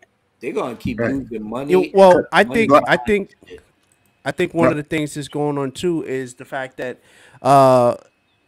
with the copyright thing that's going on, because you hear like now the copyright laws is up and a lot of people are trying to get their hands on there. So Marvel is hell bent. Marvel and DC are both hell bent on using their versions of characters, which by the way is like that 2012 version. If you notice, all of the MCU stuff is from the 2012 Marvel comics. That's where you're getting the Jane Foster Thor. You're getting the Ironheart, which, by the way, Ironheart is from a Japanese science. Yeah. It's from Japanese science, baby. I looked it up for science. Oh, of course. But anyway, so you got Ironheart, you got Miss Marvel, Kamala Khan, you got America Chavez. You know, you're going to get A-Force. A-Force is coming. Trust me. Because we already got She-Hulk. That's coming out. The She-Hulk is definitely coming out. They got Miss Marvel coming out. You got America Chavez coming out. A-Force is coming. That's coming. And that is a 2012 iteration of Marvel. So that is one of the things that we're seeing. And that, I mean, yes, it's you might say the MCU, but a lot of that too is the fact that those copyrights, if they don't have to, if they can make a character and use that character, have to pay the families, they're gonna do that. Because remember, it's all about dollars and cents to them. We got Danny with the $2 super chat. Killmonger, new Black Panther redemption arc. What do you guys think? I would be down with that. Yeah, but he's dead in there. Yeah, he's dead in 616. Well, they say that at least there's a way you could bring him back or whatever. You know, maybe she puts that little spear in her that saved the white dude when Claw came in, saves him there, right? But if they do that, I don't want him to have a one movie and then he's Black Panther. You got to give him a movie or two to redeem himself, and then he can earn the Black Panther mantle for me. Okay. You know what I mean? Be honest, and I hope I'm not disrespectful. I hope I'm not disrespectful. When I watched Black Panther, when I watched the movie, the first time I ever watched it, Michael B. Jordan outshined Chadwick. I don't know. It's close, but I think Chadwick Boseman had this swag to him that just, you know, it's like he is the Black Panther, and I get it. They don't presence actually. He was the black. To me, Chadwick put it down harder. Pause. In Civil War. Civil War, I was like, dang, this dude. Well, that sort of paints the picture of why you thought that Killmonger or was a better character in that, because those two were sort of similar. Whereas Chadwick, his Black Panther was more level-headed. He was more of a leader. He was more regal. He wasn't manic like Michael B was in as Killmonger. Right. I mean, you're talking about a crazy character at that point. So killing that's everybody. Exactly. That seems like that's what the attraction was for you. But Chadwick did a bang up ass job. And Killmonger was the more relatable character in that movie. Killmonger was more relatable because he was more street. You know, so for the audience who was watching it, you know, I actually had a conversation with a brother one time who told me that Black Panther wasn't Uncle Tom because he wanted to share the technology, and Killmonger should have been, you know, right, because he wanted to get revenge for what was done to all of the, to the hood and stuff like that. Yeah, but you got to think about this though. He's Black Panther is from Africa straight up. Like they made Killmonger be in the United States, so in Africa that didn't happen to him. That didn't happen to him at all. Right. So that wouldn't make sense for him to want to go after. That's true, United States. Yeah. He's in Africa, but his father is still a prince, just like that's what I'm saying. Killmonger's father was. Yeah. They were. Yeah, they're brothers, so they were cousins. Yeah, they were cousins. Yeah, they're both prince. He still didn't have the same experience. Killmonger had an American experience, exactly, which was quite different from what Chadwick went through. Yeah, so I would disagree with calling him Uncle Tom, because he would have to have been, if he would have been in America and had that experience, maybe you could have that conversation. But him being in a totally different country, that's like, that's just as crazy as saying I don't know, people who live in Norway had something to do with the transatlantic thing that went on in the 1700s. That maybe they did, but I don't know. But you know what I'm saying? That wasn't them. It was more the Spanish doing that. You know what I'm saying? So if I said Fatal J, Michael B performance brought my wife to tears for real. Michael B. Jordan put it down in Black Panther. Well, listen, he did. You better ask yourself why your wife was in tears, bro. It might have been for a different reason, bro. Oh my God! I can't believe Kelly. Wow. I can't believe he just. I ain't got nothing but love, baby. I ain't got nothing but love. I'm just saying, bro. 19K Fox Night. I've been looking at my wife when we watch that. What you looking at? Fox, if you want to rebut, I'll give you the link. Turn your head. We got Danny with the $5. He said, about to take a shot. Turn your head, goddamn it. Go get some drinks or something. Shit. We got Danny with the $5. He said Shuri could have saved him off camera. Namor or Doom attacks Wakanda, and they need a dog to lead them. He was the heart-shaped herb in him no one else has. Is he talking about Killmonger? Yes. Yeah. Oh, okay. Yeah. So they are bringing Namor in there too. Mm-hmm. That's happening soon. So they can't bring in Dr. Doom yet. $1 billion at the box office. They wasn't even thinking about no goddamn Namor until Aquaman broke the box office. Exactly. Like, we got a water breather. Well, the thing now here's the problem with Namor though. Here's the problem with Namor is two problems with both those characters. Number one, you can't introduce Doom before you have Fantastic Four, and number two, you can't introduce Namor without having the X-Men, because Namor is a mutant. You can't do that. Say that again, D. Namor is a mutant. I mean, you said you can't have who without who? Doom. You can't have Dr. Doom without Fantastic Four.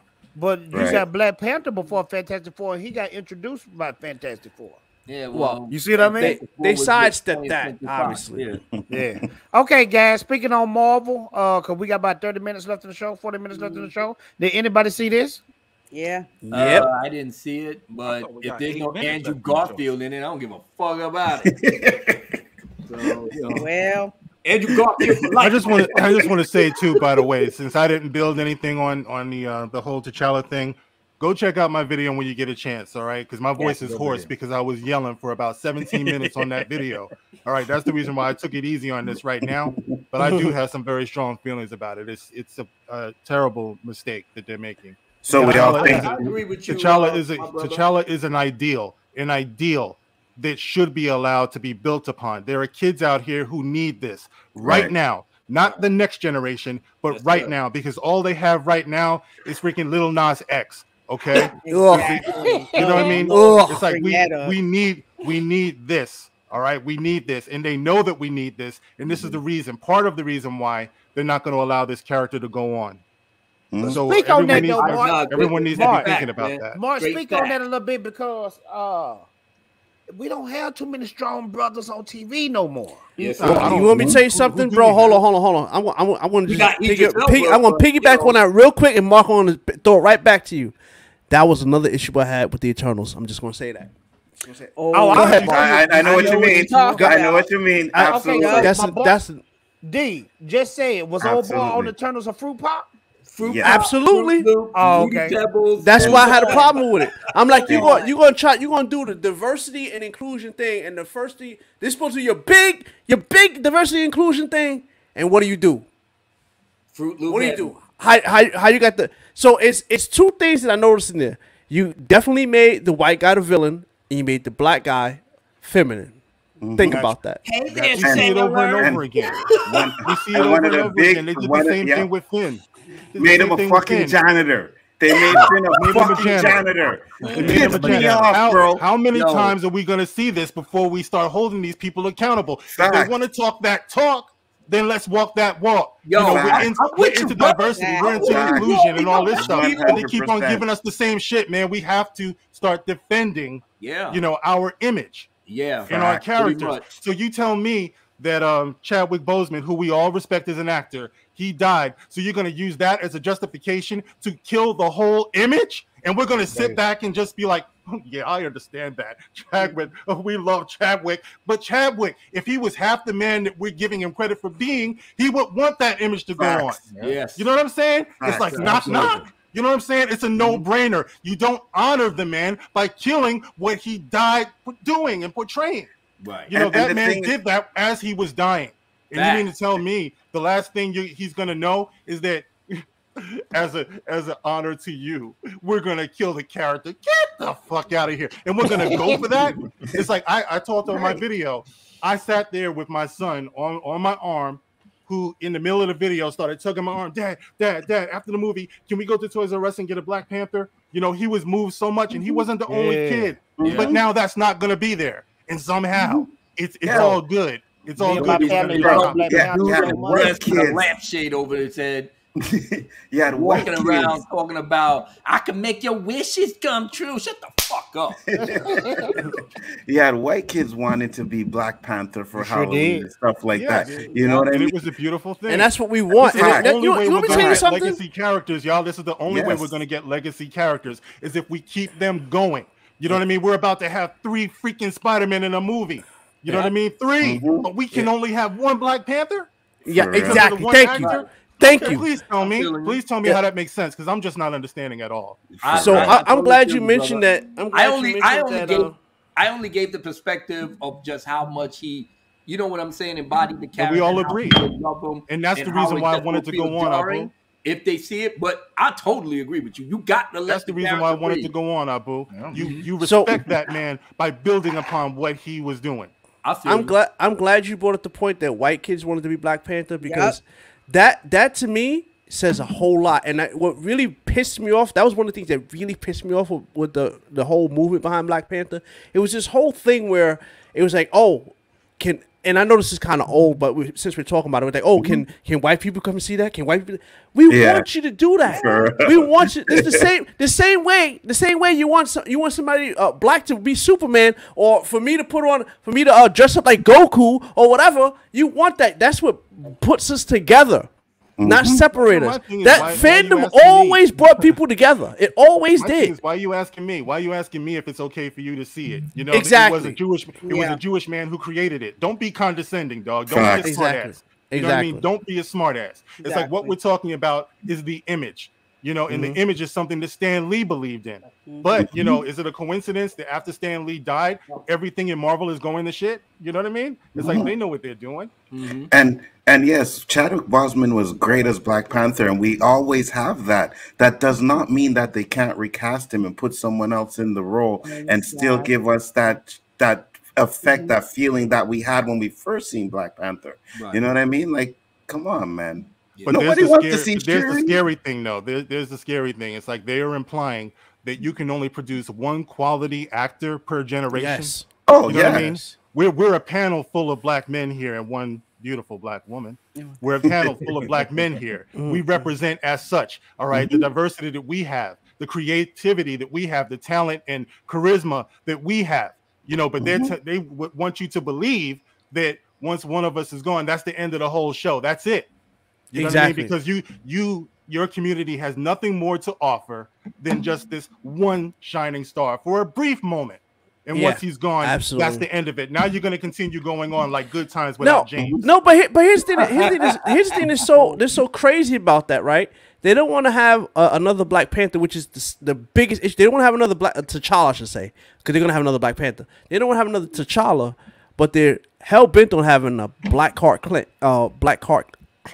I can't talk. They want that. So you see what I'm saying? It's like you have the character that is black already. Build on that character. Make him as big as Clark Kent is.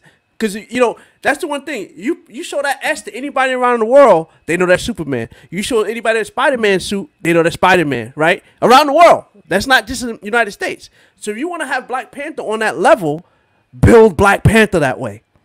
That's how Black Panther should be, right? Or Bishop, or Icon, whoever, all the other black superhero characters they got out there, build on those. But see, they want to just. It's weird. They want to. It's almost to me like they want to do a shortcut, where they want to say, "Oh, well, instead of having just the, you know, because mind you, again, this has just been one. Like you said, this has been one time you had this for Black Panther. So what? You had one main movie, and then you had the Civil War, right? Was it Civil War and the Avengers movies, right? So he really had 4 total. You had him in there. That's it, and that's where you're going to stop. You need to build that character. Make him as iconic as Superman. You know what I'm saying? That's what you need to do. It just disturbs me, man. You have this light bulb head dude, you know, in that clip there talking about, you know, it was a short conversation. We didn't even think about recasting. Well, why the fuck didn't you think about recasting? We thought about it long and hard. Right. It was a quick conversation though. But how's it going to be a quick conversation? My question is this though: didn't they have this conversation with Chadwick Boseman, right? Because he knew he was sick for so long, and I'm pretty sure he knew he wasn't going to be able to do the role anymore. So they must have had this conversation with him. You know what I mean? Find out what he wanted to do. Real good point. And picture him saying, "You know what? Once I'm gone, there's no one can do it." Yeah, you know, that's ridiculous. You know he didn't say that. They could have even had that conversation with him, because from what I understand, Chadwick did not tell very many people at all about his condition. From what I understand, I think only Ryan Coogler knew. I think these 1 or 2 people. From everyone else, it was just business as usual. That's why it hurt so much when it's just like all of a sudden he was gone. Yeah. Well, the last was maybe 3 months before he had passed. That one picture he had of him, I'm like, dude, something ain't right. Fatal, you gotta back up. Like, is it a role or something? I need to thank you. You got chips. Fatal chewing hard than a mother. Captain Crunch over there. Captain to have me choking. You got to back up off that mic, bro. That's just sound like you was eating apples. Callous, you are on a roll, brother. But yeah, Let me get Mr. J real quick while we laughing. Killing Let me get Mr. J while we laughing. Mr. J with the $5. I want a decent Marvel experience. The Guardians of the Galaxy game is legit. Also, I'm terrified for how they will F up Blade. Blade is our last black hero hope. Yeah. Since T'Challa, we won't see T'Challa anymore. So what you guys think about Blade? Would they mess that up? Yeah, but think about this. Like Wesley Snipes is still alive. You ain't want to use him, but okay, I got no disrespect for Mashana, right? No disrespect for him. But he is nothing wrong with using Wesley Snipes. Why you use him? Bro, that's the same concept right now. You're not going to do another T'Challa, but you're going to do another Blade. Even though Blade, and then D, you just hit the nail on the head. True that. You got Wesley Snipes chilling. You got another cat doing Blade, but you won't have another cat doing T'Challa. Exactly. That's stupid. Yep. And I didn't respect, even know about. So Wesley Snipes was my introduction to Blade. Yeah. Yeah. Mine too. He was mine too. So like, mine too. If you don't use that, then stick with those guns. Now, I gotta ask you, Abu, how do you feel about Blade being Muslim? Was he always that, or no? He was not. Now they're gonna make him Muslim. I don't even think he was in the comics. No, he was no religion in the comics. Right. So why would you make him Muslim knowing that in the comics he wasn't like that? Yeah. You know. That's because the question. Mashana is Muslim, I believe, right? Try to put some Islamic things in there. You got to be real careful because exactly that's what I'm saying. How you gonna have him fighting demons essentially in that faith? Like that's kind of I don't know. Well, I don't know if that's gonna work. I mean, the demons do exist. I mean, they was there during the beginning. But Blade take blood. He drinks blood. Right. Yep. If anything, he's a half vampire. Right. Well, yeah. I mean, he's a vampire. That alone is. It contradicts everything Islamically in terms of how he is made into a vampire. So you just basically crossing streams and things They're fucking it up. You should just leave him as a vampire that doesn't have any affiliation with religion because they didn't talk about it in the other Blade movies. And like I said, it's a fantasy. It's a fantasy. So if you're gonna try to mix in some stuff from Islam behind it, because we know as Muslims that the demons do exist, but they're not classified as demons per se. They're spirits. They're spirits that was there along with the angels, and like I said, they was commanded to worship God just like everything that lives and breathes on this earth. The jinns are real. So where they got genie at, that's basically where that came from. So in our faith, we know that they are real. We know that they could try to whisper to you to turn you away from the worship of God. It's in the Quran. You don't listen to those that try to take you away from that path. But there are some jinns that worship God just as much as we do. You know, they're just like the angels. You know, when the dogs are up there barking, in our faith, they know because the dogs can see them. Other than human beings, the animals and stuff, they can actually see them. They can see them in their communities. They know that they are good people. They're good jinns and bad. The chief, one of them, is the one that has the architect of quote unquote Satan. You know, that was the one that told how do I bow before a man or a being of clay or of dust? That is both more or less in the Bible too, I believe. You know, where Satan is supposed to rebel against God behind the coming of man and how he was supposed to be doing great things. We are special people. We are special people. We got a whole bunch of baggage behind us, but we are special under God. He told the angels that we will inherit his kingdom under his throne. And the angels were supposed to bow to us. So despite all the fuckery, chicanery, and all the nonsense that we do on our daily lives, as we go closer to that inevitability, we have to have some sort of fear of the unknown, because as the atheists like to tell you, I don't believe in that concept. I bet your bitch ass will be thinking about it when you are going close to death. I know that you are. And if you tell me anything different, you a goddamn liar. So anything else, you are going to have that fear. What if? That's the ultimate thing, ladies and gentlemen. We are going to cross a threshold, each and every one of us, and we are going to find out. But as far as Blade is concerned, don't mix those types of things if you ain't well versed about it, because I know damn well, Mark, you can attest to this. The scholars and everybody else will be on this and smash this thing into the dirt. You want to make some What money? my question isn't Mashana isn't he Muslim? I'm pretty sure, right?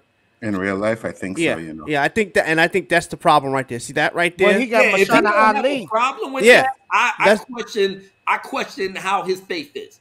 No, that's what I'm saying. That's the problem I have with it, because once again, we're seeing one of the biggest flaws we see what happened with comics and even entertainment as it is now.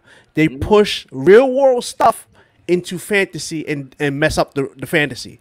So if he is Muslim in real life, why are you putting that into the fantasy?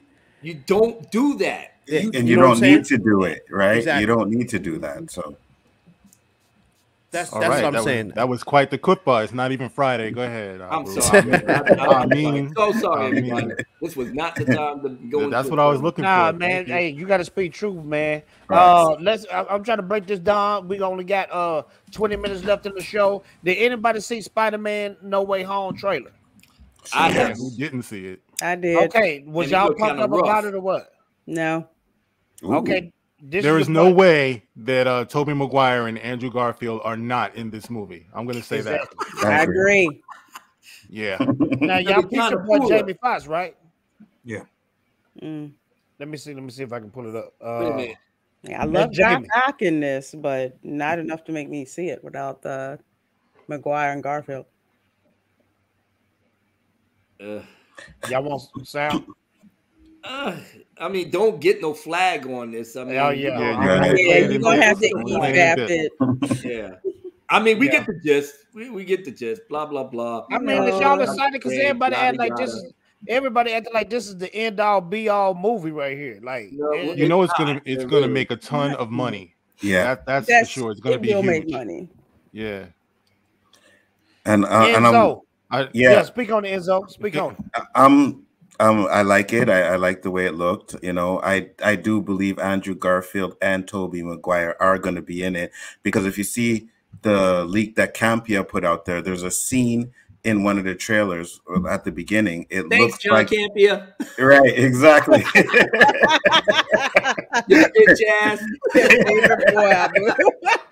You're still right this time. Facts.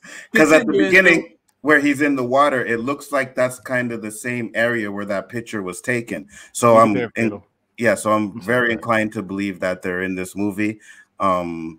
If they're not in it, depends on if the movie's good. I'll probably still like it if it's good, you know, because I like what they're doing with Doc Octopus. I like what they're doing with the Green Goblin, and I think Jamie Foxx looks 10 times better in this one than he did in the Amazing Spider-Man. But at the end of the day, I do think they're going to be in it, and I think it's going to be pretty good. Okay. Now, Also, when you hear Doc Ock say, "You're not Peter Parker," right? That's pretty much a confirmation, right? Yes. Exactly. You know, they're going to be there. You know what I mean? Because he's identifying this is not the Peter I know. I mean, but of course, we've been saying that for years about Tom Holland. He's not Peter Parker, but it's good to get that confirmation. You know what I mean? Iron Boy. We don't need Iron Boy. Thank you very much. Yeah. What y'all think about this suit right here? I see a problem with this because, everybody talks about the Iron Boy. Now they're just going to say the Doctor Strange boy, because that looks like the suit that maybe Doctor Strange made for him or something. So Iron Man Jr. is now Doctor Strange Dr. Strange Jr. Yeah, exactly. So I definitely see a problem with that. And I don't understand why they don't stick more to the comic where he does it on his own stuff and makes his own tech and stuff like that. But yeah, I see an issue with that. New daddy, I guess. You're taking over dad duties for Mr. That's what I said. That's his new, Doctor Strange is his new daddy, not Doctor Strange is his new daddy. That's what I picked out too. Well, in the last Tom one, Holland has been overshadowed in every Spider-Man movie thus far. Right. He's been overshadowed. He's been a second banana in his own movie. This does not happen to Spider-Man. He's not alpha. He's beta, man. What y'all think about this crew, this trio? Is Zendaya Mary Jane to you guys or what? That's not Mary Jane. Not She's not Mary Jane. She's No. not. She's not even named Mary Jane. They just call her Spider-Man MJ and to not, do not that. so amazing. Her Friends name is what it Michelle. She's Michelle. Oh, God, I can't. Spider-Man and his not so amazing friends. That's what I'm saying. But the big boy, the Hawaiian boy. Excuse me if he ain't Hawaiian. But is that supposed to be Harry Osborn or what? Well, he's supposed to turn into the Goblin, from what I hear, right? Yeah, he's So- a version of Ned something. Yeah, he's a Goblin. He's So a goblin. the big boy gonna turn into Green Goblin? He's Hobgoblin, I believe. Oh, the big boy I think it's Hobgoblin, yeah. Oh, yeah. He's Hobgoblin. He's not Green Goblin. He's Hobgoblin, I believe. The big boy is gonna turn into Hobgoblin. Supposedly. Supposedly, that name is supposed to be. Maybe Hoagie Goblin. Come on, bro. This ain't Spider-Man. Oh my God. And I can already Look tell at Dr. Strange. Zendaya. Dr. Strange is like, Doctor Strange, I know. So I don't know if that's really Doctor Strange. Look at Dr. Strange. I say the same thing. Oh, you did too? Yeah. He seems a little off from his movies. Yeah, he seems a little Enzo off. and Lorraine speak on it. So y'all think this is a what they call them? Variant. A scroll. A scroll. Y'all think it's a Because by the way, that's happening. The Secret Invasion is happening. Right. Doesn't it right. sound like at some point in this that there is a betrayal that deals with Doctor Strange? Because he says something about sorry about that kid, and fake Peter Parker says I'm sorry too, or something like that. So it kind of sounds like there might be a betrayal. So maybe that's not it is. the He real. takes the cube. Mhm. Whatever that MacGuffin is in there, he takes it. Yeah. Right, because supposedly, from what I hear, is that Peter Parker doesn't want to put them back to their time because he knows they're gonna die, and I think that's where the conflict between him and Doctor Strange happened. So I don't know how they're gonna play it out, but what that means.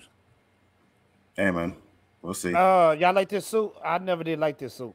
I don't like it. First off, if you're gonna do the Iron Spider, the Iron Spider is supposed to be very reminiscent to Tony Stark's suit, not Spider-Man suit, and it had three legs, not four.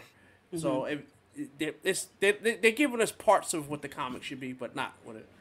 Which, by the way, I don't like him having an Iron Spider suit anyway, because that again, me being Peter. Okay, it's two of my favorite like heroes as far as like comics and movies. So it's Luke Skywalker, right, and Peter Parker, right. Peter Parker.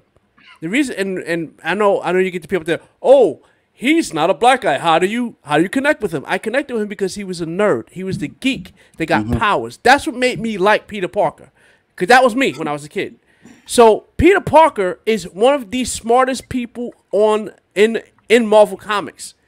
He's next to the only people that's smarter than him would be Black Panther, Professor X, Reed Richards. And Doctor Doom, and I think a couple other people. But Spider-Man is in the top 10 smartest people in the Marvel Comics. I do not like him playing, I gotta be running behind Tony Stark. That pisses me off. No, because he was never like that. Spider-Man was, on his own. He did all that stuff on his own. Peter Parker, he was a broke ass and covered up. Right. Absolutely. Jane Theory, by the way, comics, he was always freaking broke. Yep. Shout out to Jane Theory, guys. Jane Theory is in the chat here trying to defend, I guess, Tom Holland maybe, and she says we're really gonna act like Peter didn't start out as a kid. Well, he did start as a kid. But what he didn't start out as is a bitch. Exactly. All right? And that's what we got. Jane, right? I gotta correct you a little bit, Jane. I gotta correct you a little bit. Peter Parker got bit by the spider as a senior because Gwen, who's his first girlfriend, the first main one, was in college. So that's right after that. So he got bit by. He wasn't in like. He wasn't a sophomore in high school when he got bit by that spider. He was a senior when he got bit by the spider. He was in high school, but he was a senior. So him being a kid, you're right. He wasn't a kid in the comics. No, he was a young man going on to be an adult, but he wasn't a kid. They making him a kid in this. And much like DeMajini, Spider-Man was probably my first favorite superhero next to the Thing from the Fantastic Four. You know, so Spider-Man, Peter Parker always had that thing in him, that fighting spirit. So even though he was being bullied and he was troubled, and you know, the whole Uncle Ben thing happened for him, which like it was Uncle Ben that impacted his life, and then it was the incident with Gwen Stacy. You know, that kind of molded him into the manhood, the responsibility thing, the burden that he carried. You know, he was deceptively simple with the wisecracking and the jokes and stuff like that. Yes. But he had a lot going on. You know, and like I said, that spirit inside of him would never let him stay down, and it definitely would never have him on some Mr. Stark, Mr. Stark, Mr. Stark, Mr. Stark. You would never, ever see that with Spider-Man. You want me to tell you? You want me to tell you who Spider-Man Peter Parker looked up to in the comics? Captain Marvel, Captain America. Yes. Steve Rogers, Captain America. It was cool to speak to him. I remember that. That's who Peter Parker looked up to, because I tell you, and I remember this is one of my favorite panels in Maximum Carnage, is because this is when Carnage is running wild, right? And Shriek, the one they had in the movie, the Let There Be Carnage, she's actually in Maximum Carnage, but her abilities actually release a spore that makes people go crazy, right? That's one of her powers. So what happens is, well, Carnage is going around basically killing anybody, any and everybody, just because he can. The people are getting infected by Shriek. So Peter's trying to help people, and then everybody jumps on him because they're going crazy. A whole crowd of people jumps on him. And when Peter's like, well, Spider-Man, he's in the Spider-Man persona. He's like, man, I don't know what to do. He says, I just wish there was a way. And then, I mean, this is him monologuing. He says, and then I looked up, and there it was. And then he looks up, and he says, you need help, kid? And now Steve Rogers. That was who Peter looked up to. It wasn't Tony at all. Now, he did team up with Tony in Civil War. That's how he got the Iron Spider suit. But then he defected and went back with Cap. So it was never Tony for him. Never. I wish dmajini that the bum ass Kevin Feige and the Russo brothers could have took this little nugget of information from you instead of having poor old Peter Parker. Got something from me, Peter Parker. Yes, please. I'll take it from me, please. Oh, I hated that scene so much. You had something for me, Peter. Hey, I got something for you, Evan. It's on the line. I kind of see what y'all mean. Why the freak is these two fighting right here? He could. Yeah, he took the MacGuffin. You see, if you don't see on the screen, whatever he's grabbing is that thing. I don't know if there's another panel. Yeah. It's a box. He's grabbing that. I'm assuming that box has something to do with the spell that. But you think just based off this right here, that's not Dr. Strange. That's a variant, or that could be. Well, whoever it is, they're using magic. So that does lead to me to believe that somebody, whoever it is, can wield magic. Well, Abu, that kind of remind me. Abu, that kind of remind me of your favorite "What If" episode. Remember that evil Doctor Strange? Yeah. That was a good episode. It was the best episode of the season. So this could be an evil Doctor Strange, ladies and gentlemen. Could be. I think that was Drunk's theory. I hate Timberlands. That's not. I hate to say it, but people were talking about Mephisto. I heard Mephisto's name being called, and I was like, okay, well, it's possible, you know, especially with the tease from WandaVision, because everybody swore Mephisto was going to be in that. Right. He should have been in that. Maybe they're making up, and maybe they're going to do something in this. I don't know. Gotcha. This going to be tight, though. I ain't going to lie. This would be tight to see Doctor Strange and Spider-Man fighting each other. As for the scene where Zenditsi or whatever her name is, when she's falling, you know, and you know, we've already seen that like 3 times with the other Spider-Man. Mary Jane was falling, and Gwen was falling, and everything. The only way that I'm going to accept this is if it's Andrew Garfield who ends up saving her. You know what I mean? It's like that just might break me up, because the Gwen Stacy storyline actually killed me. Yeah. Huh? But Mark, that'll be tight, because that'll be like his redemption. Yeah, that's what I'm saying. That's the only way that's going to work for me. Otherwise, you're just using a gimmick in every movie, you know? Well, this is supposed to be with Electro, so that's Jamie Foxx. So that's tight. They actually made him look like the actual Electro in this one. Yes. You ain't fooling nobody.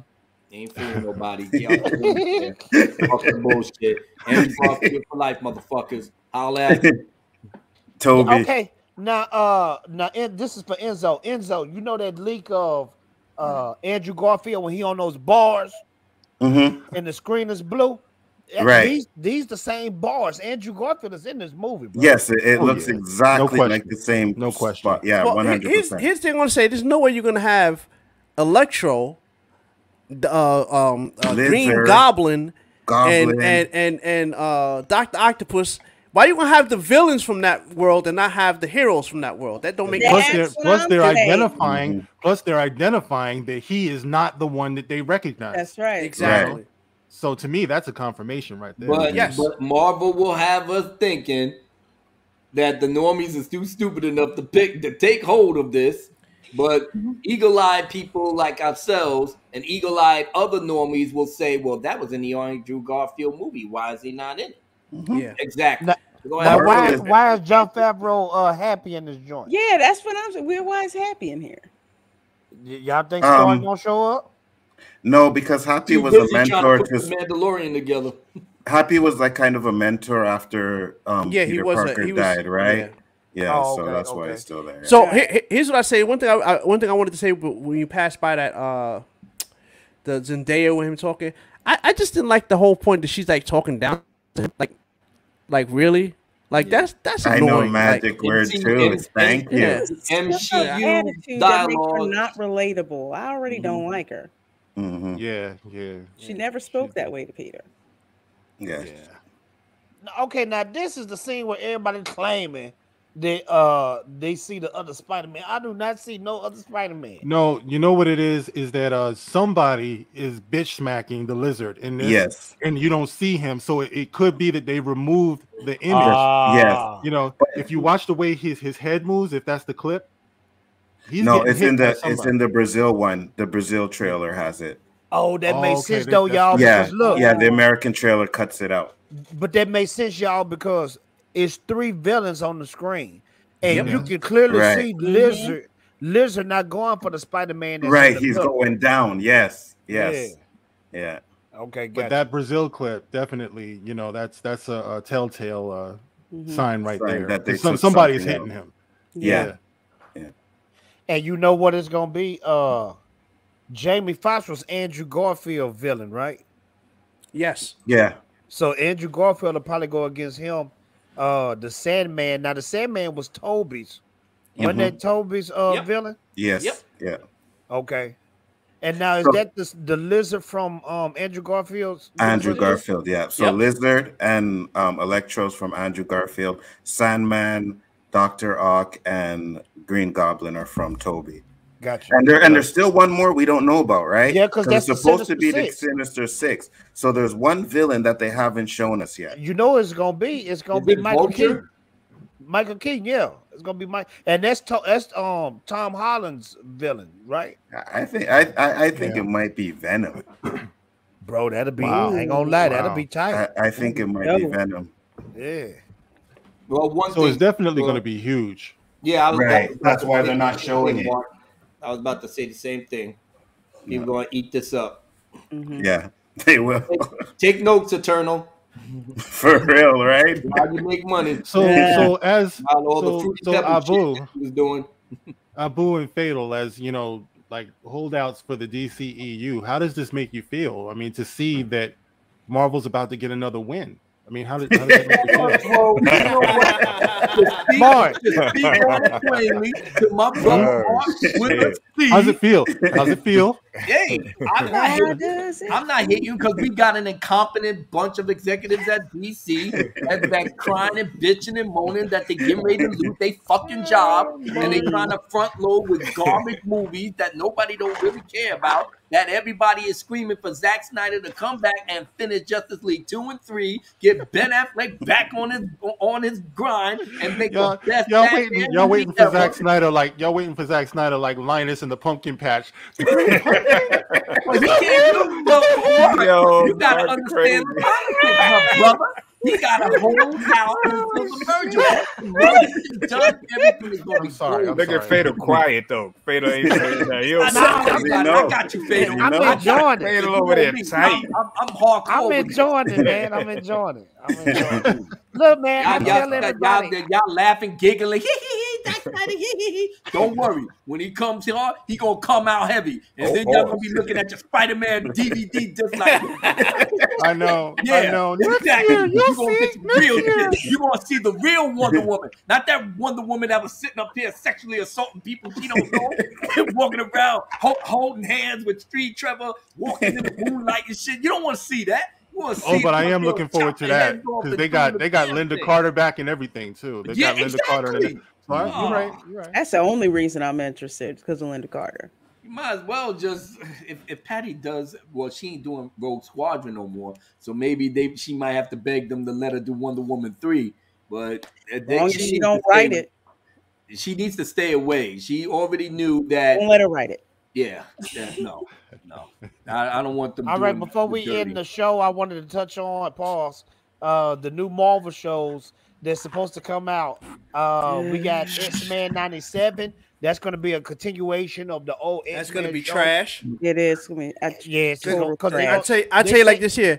If they change Iceman's persuasion and Wolverine's persuasion, because you know that's going to be on their docket, you know they're going to do it. You know it. They're making Wolverine Fruity Pebbles. He's already in the comics. Dude, it broke my heart. Yeah. What? You didn't know that? He's in a polyamorous relationship with him, Cyclops, and Jean. Yes. What? Okay, I'm done with this world. That's called bisexual. Wow. That's called That polyamorous. is absolute heresy. All right, they're doing it. They're doing their damnedest to whatever they call themselves, mind wipe people. To listen. Nobody look. I'm gonna be 100 with everybody here real quick. Nobody cares what you do in your bedroom. If you do it, have fun with it. Keep it to yourself. Nobody's coming out there like on some real. Me personally, I've never seen anybody get at anybody in real life about their persuasions. Never seen that before in my life. Does it happen? I'm sure it happens. You got douchebags in every part of the world. Sure. But my thing is, y'all making it like if you don't do this, the world's going to fall. But the world didn't fall for centuries. And this has been going on forever. It's like nobody cares. Why you got to push this so hard? You're pushing it so hard. Well, ridiculous. I'm gonna live in the past where being normal and being left, right. I roll with that. I'm hetero, so I'm gonna live a hetero lifestyle. Facts. And I'm gonna read hetero lifestyle comics. And I'm going to watch hetero lifestyle movies because I'm not taking my children to see people. No, that's a big trigger for me. And when you really think about it, you're not taking your kids to see heterosexual anything. You're just taking them to see some adventures and some excitement. Right. You know what I mean? Action, I would fun. think that if there's going to be a little bit of romance here or there, well, there's nothing wrong with the default setting being hetero because that's how the human race continues. Majority of the but people. you're not taking but you're not taking them to see some pornographic stuff. You know what I mean? No, that's true. That's true. And the problem like is I said, to me, that looks like conditioning right there. Right, because y'all let Enzo speak. I was just gonna say because we talked about this on one of my shows, right? And the thing is, like, if we're sitting there and we're saying we don't want to see it, then you're homophobic or you're this and that. Right. You know what I mean? And that's non-cipher. That's the big problem. Like, I don't care what you do in your own life. You could do whatever you want to. That's your life. But if I don't want to see it, don't tell me I'm homophobic or I'm this or I'm that. You know what I mean? Well, that's the problem. The most gangster one now is that if you don't want to, then you are like, what's the new one? If you don't want to mess with somebody who's transitioned, then you are a foe. I'm like, come on, bro. That's not how this works. That's not how this works, bro. Right. That's not how this works. I'll bring it back. I did a video on that. Before. Oh, yeah, Mark, that video was fire, too. I saw it. Thanks, brother. Basically, the bottom line is that, so you're going to just throw away facts? I'm of the Dave Chappelle continuity. I'm staying with facts. Every living being that crawls from out this world came from a woman. Facts. And everything else is irrelevant. If you want to play pretend all you want. It's there. What's your birth certificate say? Huh? What? Facts. What? Oh, I can't help you, Pilgrim. You let me get your birth certificate and then we talk. You know? All right, fellas, this is what we're going to do, ladies and gentlemen. The show is about to come to a close. This is what we're going to do. I'm going to name the show. We're going to go around in the circle. I'm going to say somebody's name, and you say dope or nope. Abu, Agatha, the show Agatha House of Harkness. Dope or nope? Oh, Jesus. Oh, what a bad dream I had. Agatha, trash ass Hartnett. What was you saying, Fredo? All right, there's your answer. Imagine Miss Marvel, dope or nope? Come on, man. No. Okay, Enzo, I Am Groot, dope or nope? Oh, hell no. Okay, Lorena, Echo, dope or nope? I don't even know what the heck it is. So. I don't either. No.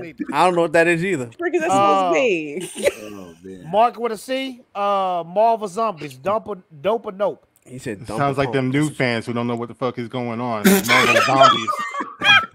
I'm saying nope. Okay. Oh man. Yo. Lord Callous. Now this got not Pedro Pascal, but Oscar Isaac as Moon Knight. Is this gonna be dope or nope? Can't call it. I think this is gonna be the one that it's gonna be a banger. I think you got three potentials in there. It's like if you playing spades, I see three possibles there. Three possibles in this list. I think that Moon Knight is gonna be a banger. Ironheart probably be for the me. only one, right? Yeah. And what if season 2? Sorry, go ahead. Gotcha. My money's on. I'm on Groot. My money's on Groot. I watch that. I like Groot. Make the box office. Right. It's gonna be the Baby Yoda thing with I Am Groot. That's exactly what that's. Is Vin Diesel attached to that? Vin Diesel is his voice. Yeah, exactly. Why do you think I'm interested in it? I'm shallow enough to admit that. I'm gonna say for me with the Ironheart, I can't call it. I'm gonna see what they're gonna do with that one. Abu Nas, Spider-Man freshman year. This is supposed to be the prequel of Tom Holland's Spider-Man.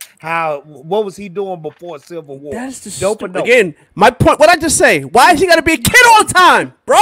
Is it gonna be animated though, or is it live action? It's gonna be animated. It doesn't matter. I don't know. I'm getting my rock on. It doesn't matter.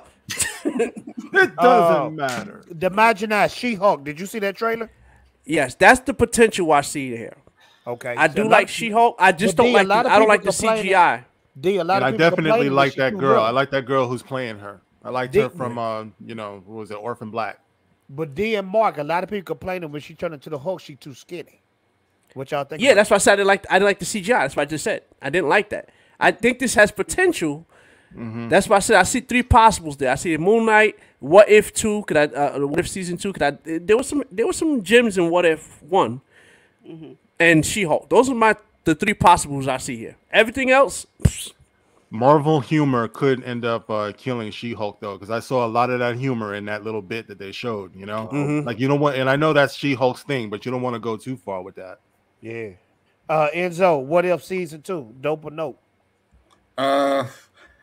I'm gonna say in between. I liked some episodes of What If season 2 of the first season, and if they do some of the things that they did well and keep all the stuff that they did trash out of it, I'm gonna go with in between. I'm not sure yet.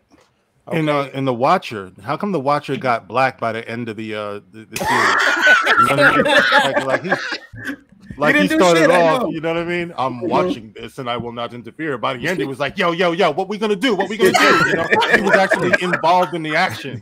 That wasn't supposed to happen. Lorena, Secret Invasion. Secret Invasion. No, I'm not interested in that. Okay, but do you think it's gonna be a good show or no?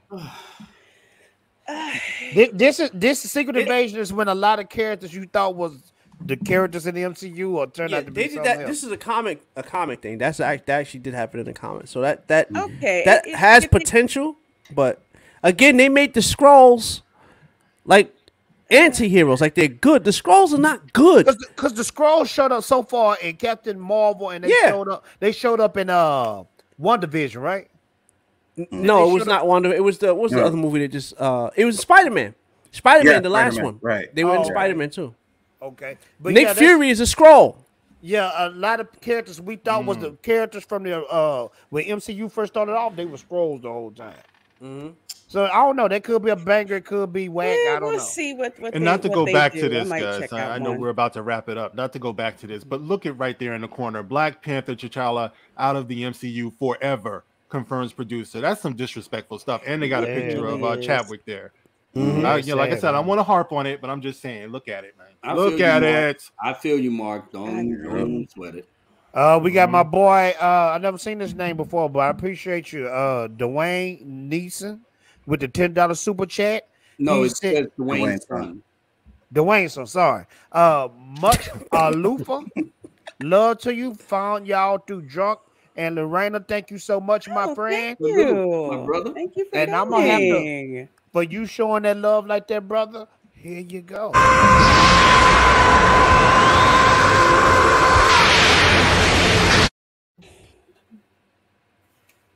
Thank you so much, Abu. What do you have for us, sir? All right, ladies and gentlemen, we are now at the end of the show. I know y'all was like, "Oh my goodness, he dragged us. We had to go through all the bullshit." Yes, we did. Yes, we did. It went by way too Go fast. through it all. You know, you even got a mini sermon from Preacher Abu Nas just to give it the good flavor. But now, as I say, all things have a beginning, a middle, and an end. Can I point something out before we go, though? We have come I'm sorry, to Abu. the end of the road. Hold on, Mark said he got something to say real quick. Yes, sir. Yeah, I just want to remind everybody a quick program note. We are taking a week off next week, are we not? Yes, we Yes, are. we have. Okay, so wait a minute, let me look at my calendar. For the holidays. Oh, and We'll be returning on my channel. I want to thank my brother Enzo. Wait, I'm doing it. Hold on, Right. Abu. Yes, I want to next thank week. my brother. Real quick. I want to thank my brother Enzo for coming to the show. Make sure, Yes. if you in the chat, subscribe to his channel. This brother makes excellent content. All Him right. and Danny, these are my boys, man. They Yes, kind of like indeed. an extension of the Dark Council. Council. They do their thing. They tell the truth, man. I love their content. Please Amen. support them. Abu, what you got to tell us? All right. We are taking the week of the Thanksgiving off, so we will be celebrating with families and stuff like that. For hardcore dudes like myself, you know, they not for us. You know they already slaughtered the Indians behind this madness. Right. So, you know. But anyway, Happy after holiday. that, turkey.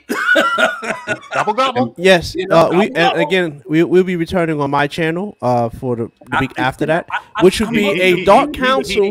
He's Hold going on, through D. that there, Hold on. D. Oh. Relax, D. Oh, You're doing too much. Yeah. You're doing too much, D. Pump the brakes. As I was saying, because I'm the keeper of the records, we are coming back on the 1st of December on the Lord Commander's channel.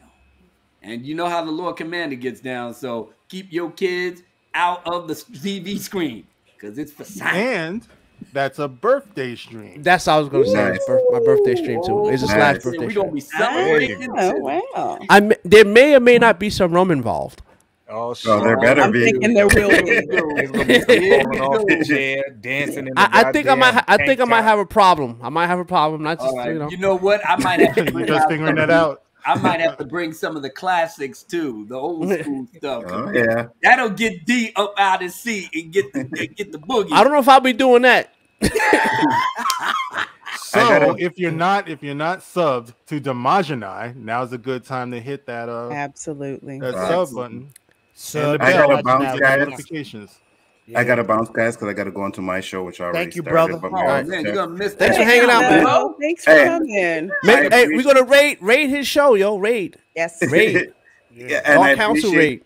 I appreciate you guys having me on. I watch you guys all the time. You guys do some great stuff over here, man. Keep it up. Appreciate it. Thank you very much. right, I had God a lot bless, of fun, Enzo. man. Have a Peace wonderful out, night, guys. brother. Love you, bro. Take care, man. Say Salute, bro. All right, ladies and gentlemen, and now there are 6. And time for us to go out the right way. Like I said, it's getting late. People got to go to work and blah, blah, blah. But we got to bring the house down once more time, Dark Council style, baby. And you know how we get down. Wait a minute. Really? Mute your mics. Yeah, mute your mics. What the hell? Wait a minute. That's not. Oh, God. Hold on a second. Hashtag boomer. Did he do it again?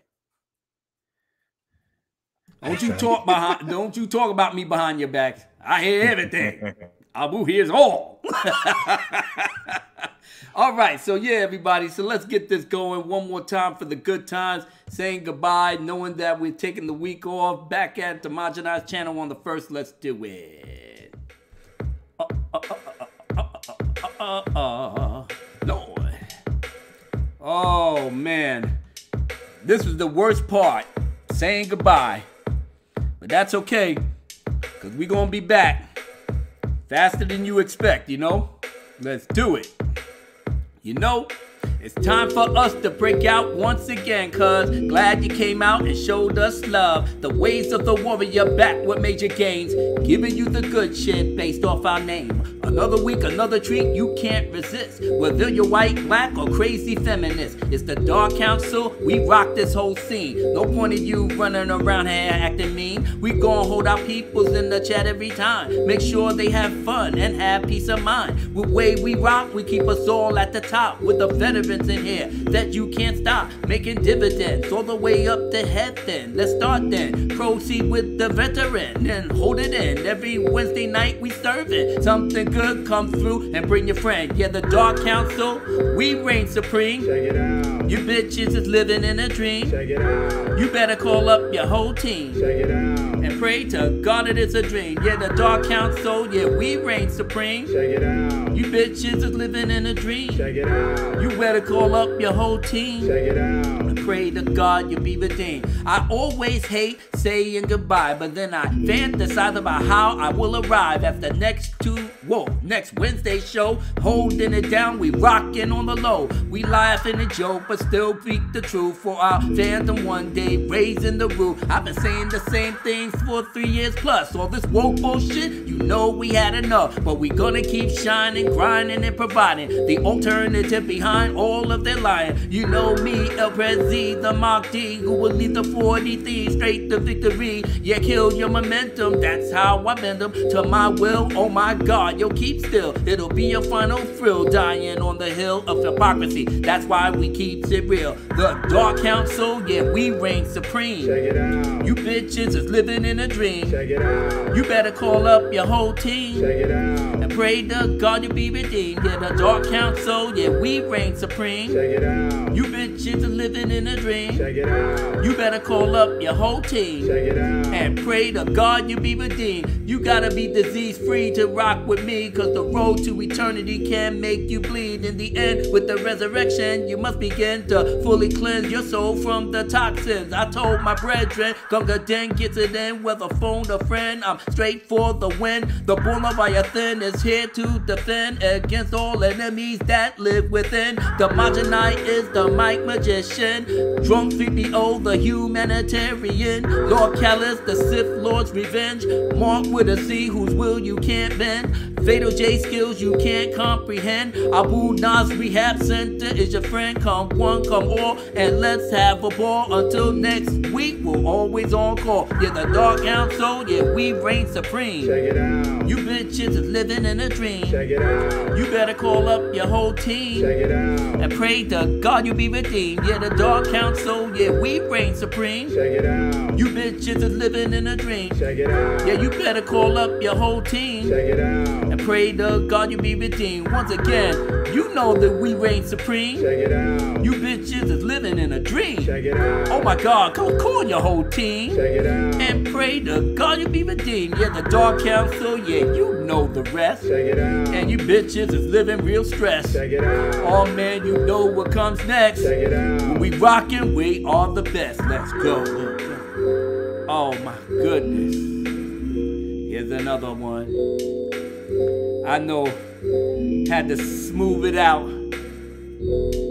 for the end of the night. Oh man, feeling right. Once again, the legends is back in their band. 1, 2, 3 to the 4. Help me out and drop out the door. Everybody is banging their hoo-hoo. Everybody is robbing their hoo-hoo. But of course, we're not cuckoo. Oh my God, you know I'm like hoo-hoo. I'm not chilling with the Fruit Loops. I do it like this. I take it through like that. Oh my goodness. Everybody in the chat, Kayla D, Cheatley Chow, oh, Tracy, Coachella, Coaster. Let's give the shout outs to Matt's Mama Bear, Master Menace. Ooh. Who else? Streamlabs is always on the job. Renee Patrick, Black Superwoman, Just Enormous, A2D2, Chaos Horde, Anonymous Gamer, Hunt the Horde, holding it down for all to enjoy. Ooh. Who else is in the house? Just Enormous. Yeah, that's what it's about. Damn. Proof Anthrax is in the building? Damn. A lot of people was zipping here. Lucid? Oh, man. Jane Theory? Man, we can't name everybody, man. But you know what? To everybody that was in our chat, to everybody that came through, whoever might catch the playback, we love you. We will miss you, but we will be glad. So, Fatal J, one time for your bond about to end it. And it is on you. Once again, we're gonna do it like this. Woo! Oh. Once again for your mom, baby.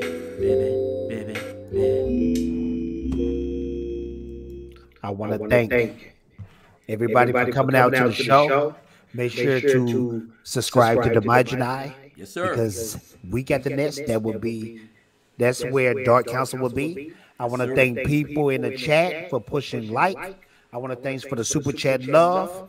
And we're out of here. Peace. That's my boy.